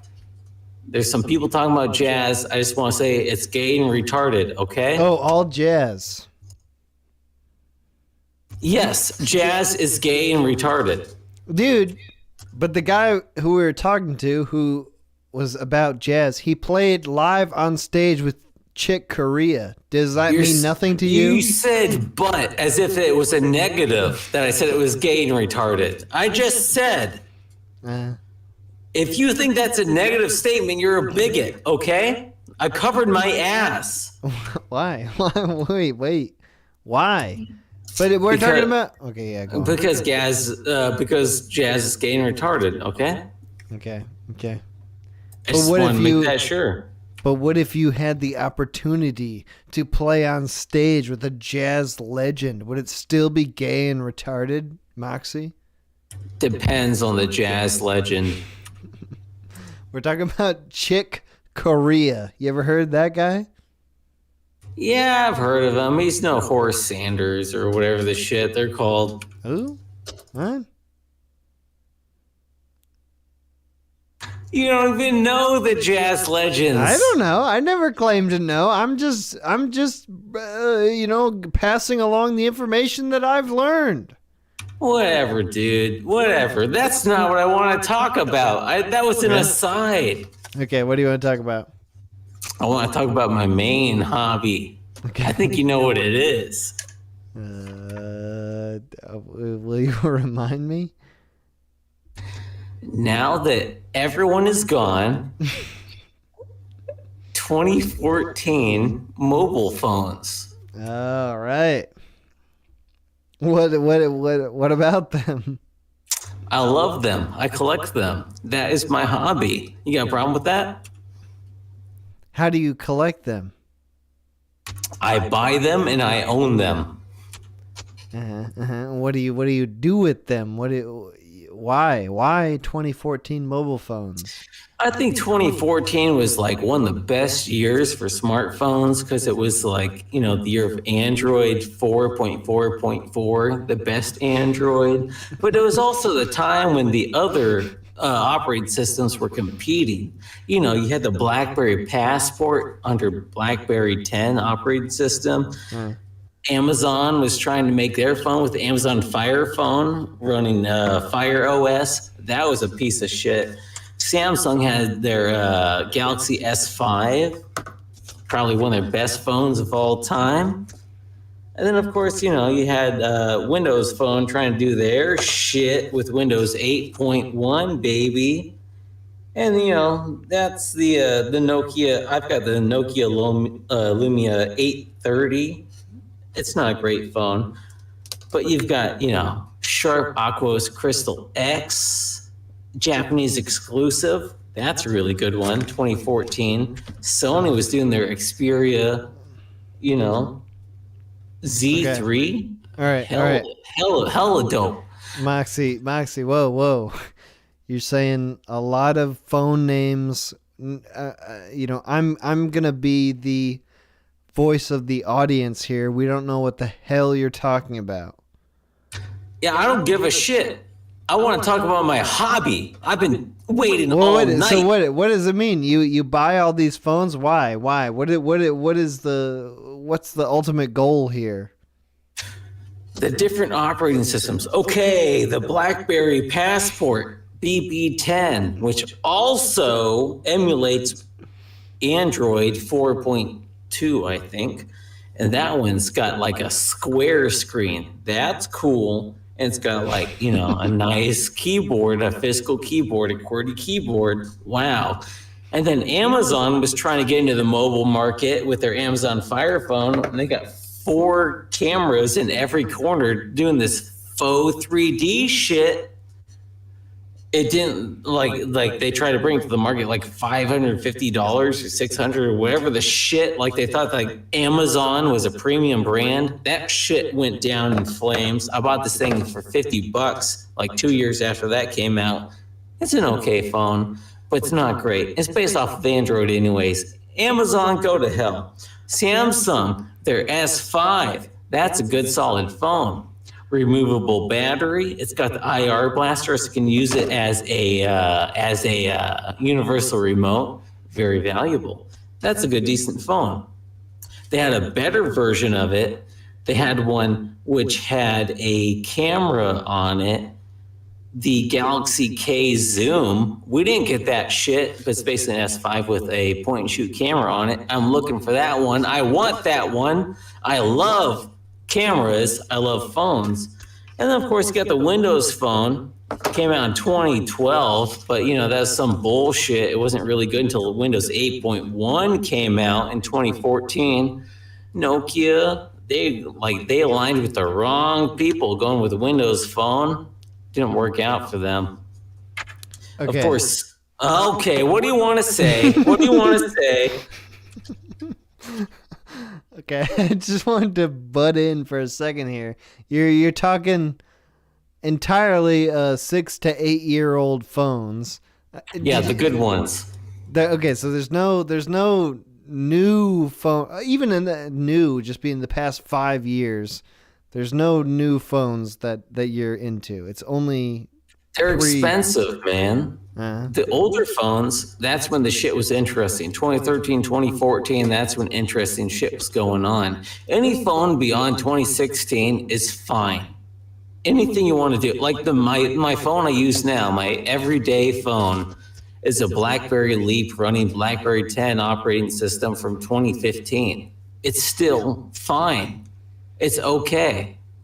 Nobody needs a big fancy goddamn supercomputer phone. Anything past 2015, 2016 is an okay phone. So you're using an okay phone from 6 years ago. Yeah, because it is, no Google shit, no Apple shit.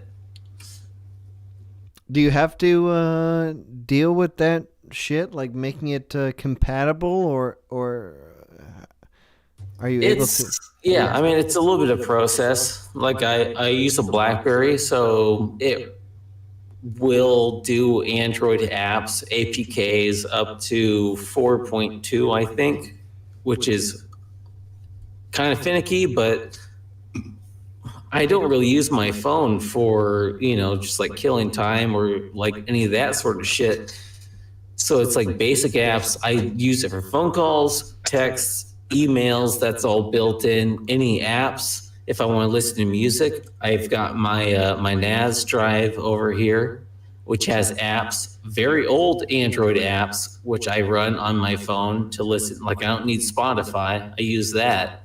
It works fine. It works great. And no Google or Apple's putting their finger up my goddamn asshole. All right, good. Any final thoughts here, Moxie or Toner, before I... Final? Yeah, final. I'm turning this off. You You can't rant about this baby. forever, Moxie. This is my hobby, baby. I was taking notes. I'm going to go out and buy me a 2014 phone now that I've got this valuable information. Yeah, so Moxie, it's a BlackBerry. What's the model? Don't buy a BlackBerry because the BlackBerry their servers, the BlackBerry ID are going down in like January or February, and then you can't actually use the phones as phones. They're basically useless. That's why I'm buying a Nokia 8110 4G, which is a feature phone running Kai OS. I'm gonna I'm gonna mod that shit. I'm gonna put Gerda OS on it so I can be more private. And Moxie, soon, very soon, you're gonna have an eBay page, right? That you can sell all your ridiculous old phones. Yeah, I'm working on that. My bank got bought by a different bank, so I have to go through the process of transferring everything over and trying to set up shit. But yes, that is a little thing that's going on right now. But that's a little thing. That's a little thing. That's just can you just talk? Let me talk about my hobby. All right, fine. You get 2 minutes. I'm not gonna say anything. You have 2 minutes now to say whatever the hell you want, and then I'm stopping the stream. And I'm not gonna say anything, but you will get to end everything. So you got 2 minutes now. Okay, thank God. Okay, Blackberries are pretty cool, but they're going out of they're going out. I've got some other 2014 phones I'm looking at. I'm looking at the LG Optimus F3Q. That's a slide-out keyboard Android. That's cool. A Samsung Guru Music 2. That's an India exclusive feature phone. But I guess it's like featured towards music, whatever the shit. LG Optimus View 3. That's a Korea exclusive. Korea exclusive. A 3:4 aspect ratio. 3 wide, 4 tall. That's a fat-ass phone. That's similar to the Passport, but that one is a bit more modern. It's Android. That's some good shit. I'm looking forward to that one. Of course, the HTC One M8 Windows phone.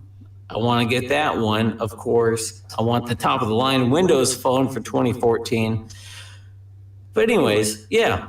My modern shit, doing the Nokia 8110 4G, which runs Kai OS, which I'm going to jailbreak and put Gerda OS on to have more privacy. I was thinking about getting the Cat B40, which is a very tough phone, but that's more of a European thing. They don't bring them over here. Anyways, I like cell phones. I like mobile phones. I like doing this shit. This is my hobby, okay? I just blacked out entirely. I didn't listen to any of that. I just heard that you were going, and I was like, this is probably good content, Moxie. No one gives a shit but me. That's it. That's all that matters. I give a shit. This is my hobby. All right. And with that, we're going to close out the stream. I'm about to close you out, Moxie. You ready? Yeah. Go to bed. All right. Hey, thank you. Finally, someone allows me to sleep. Okay, this was the Ya Hobbies stream. We talked about Ya Hobbies a little bit, for a bit. The music from the stream has all been from Krezno. The music from the stream has all been from Krezno. You can look up the Bandcamp link in the description of this video. The HUD/overlays from Slouch, very talented animator. The link to his channel is also in the description of this video. I'm gonna play a couple more songs here, and then we'll be going. Thanks for tuning in. We'll be back in a couple weeks. Hey, and something on Sunday. Nice big piece of content coming on Sunday. You'll see it. Until then, goodbye.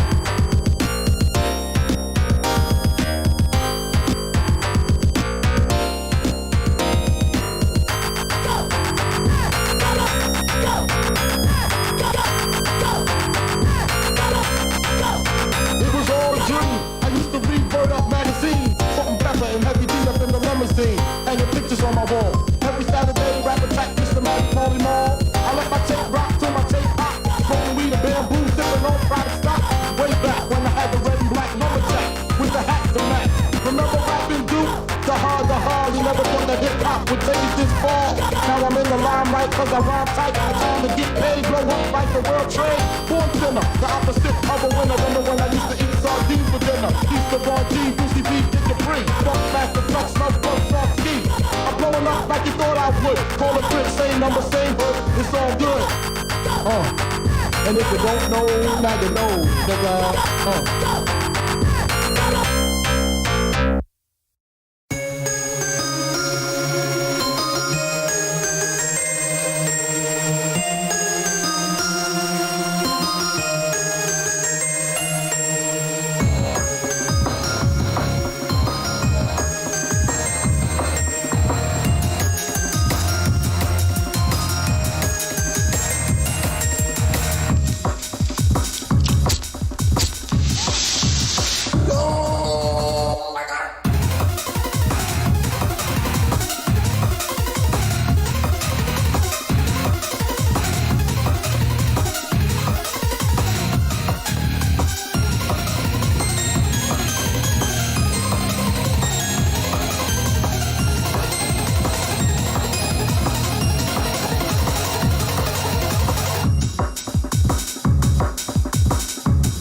Sensational!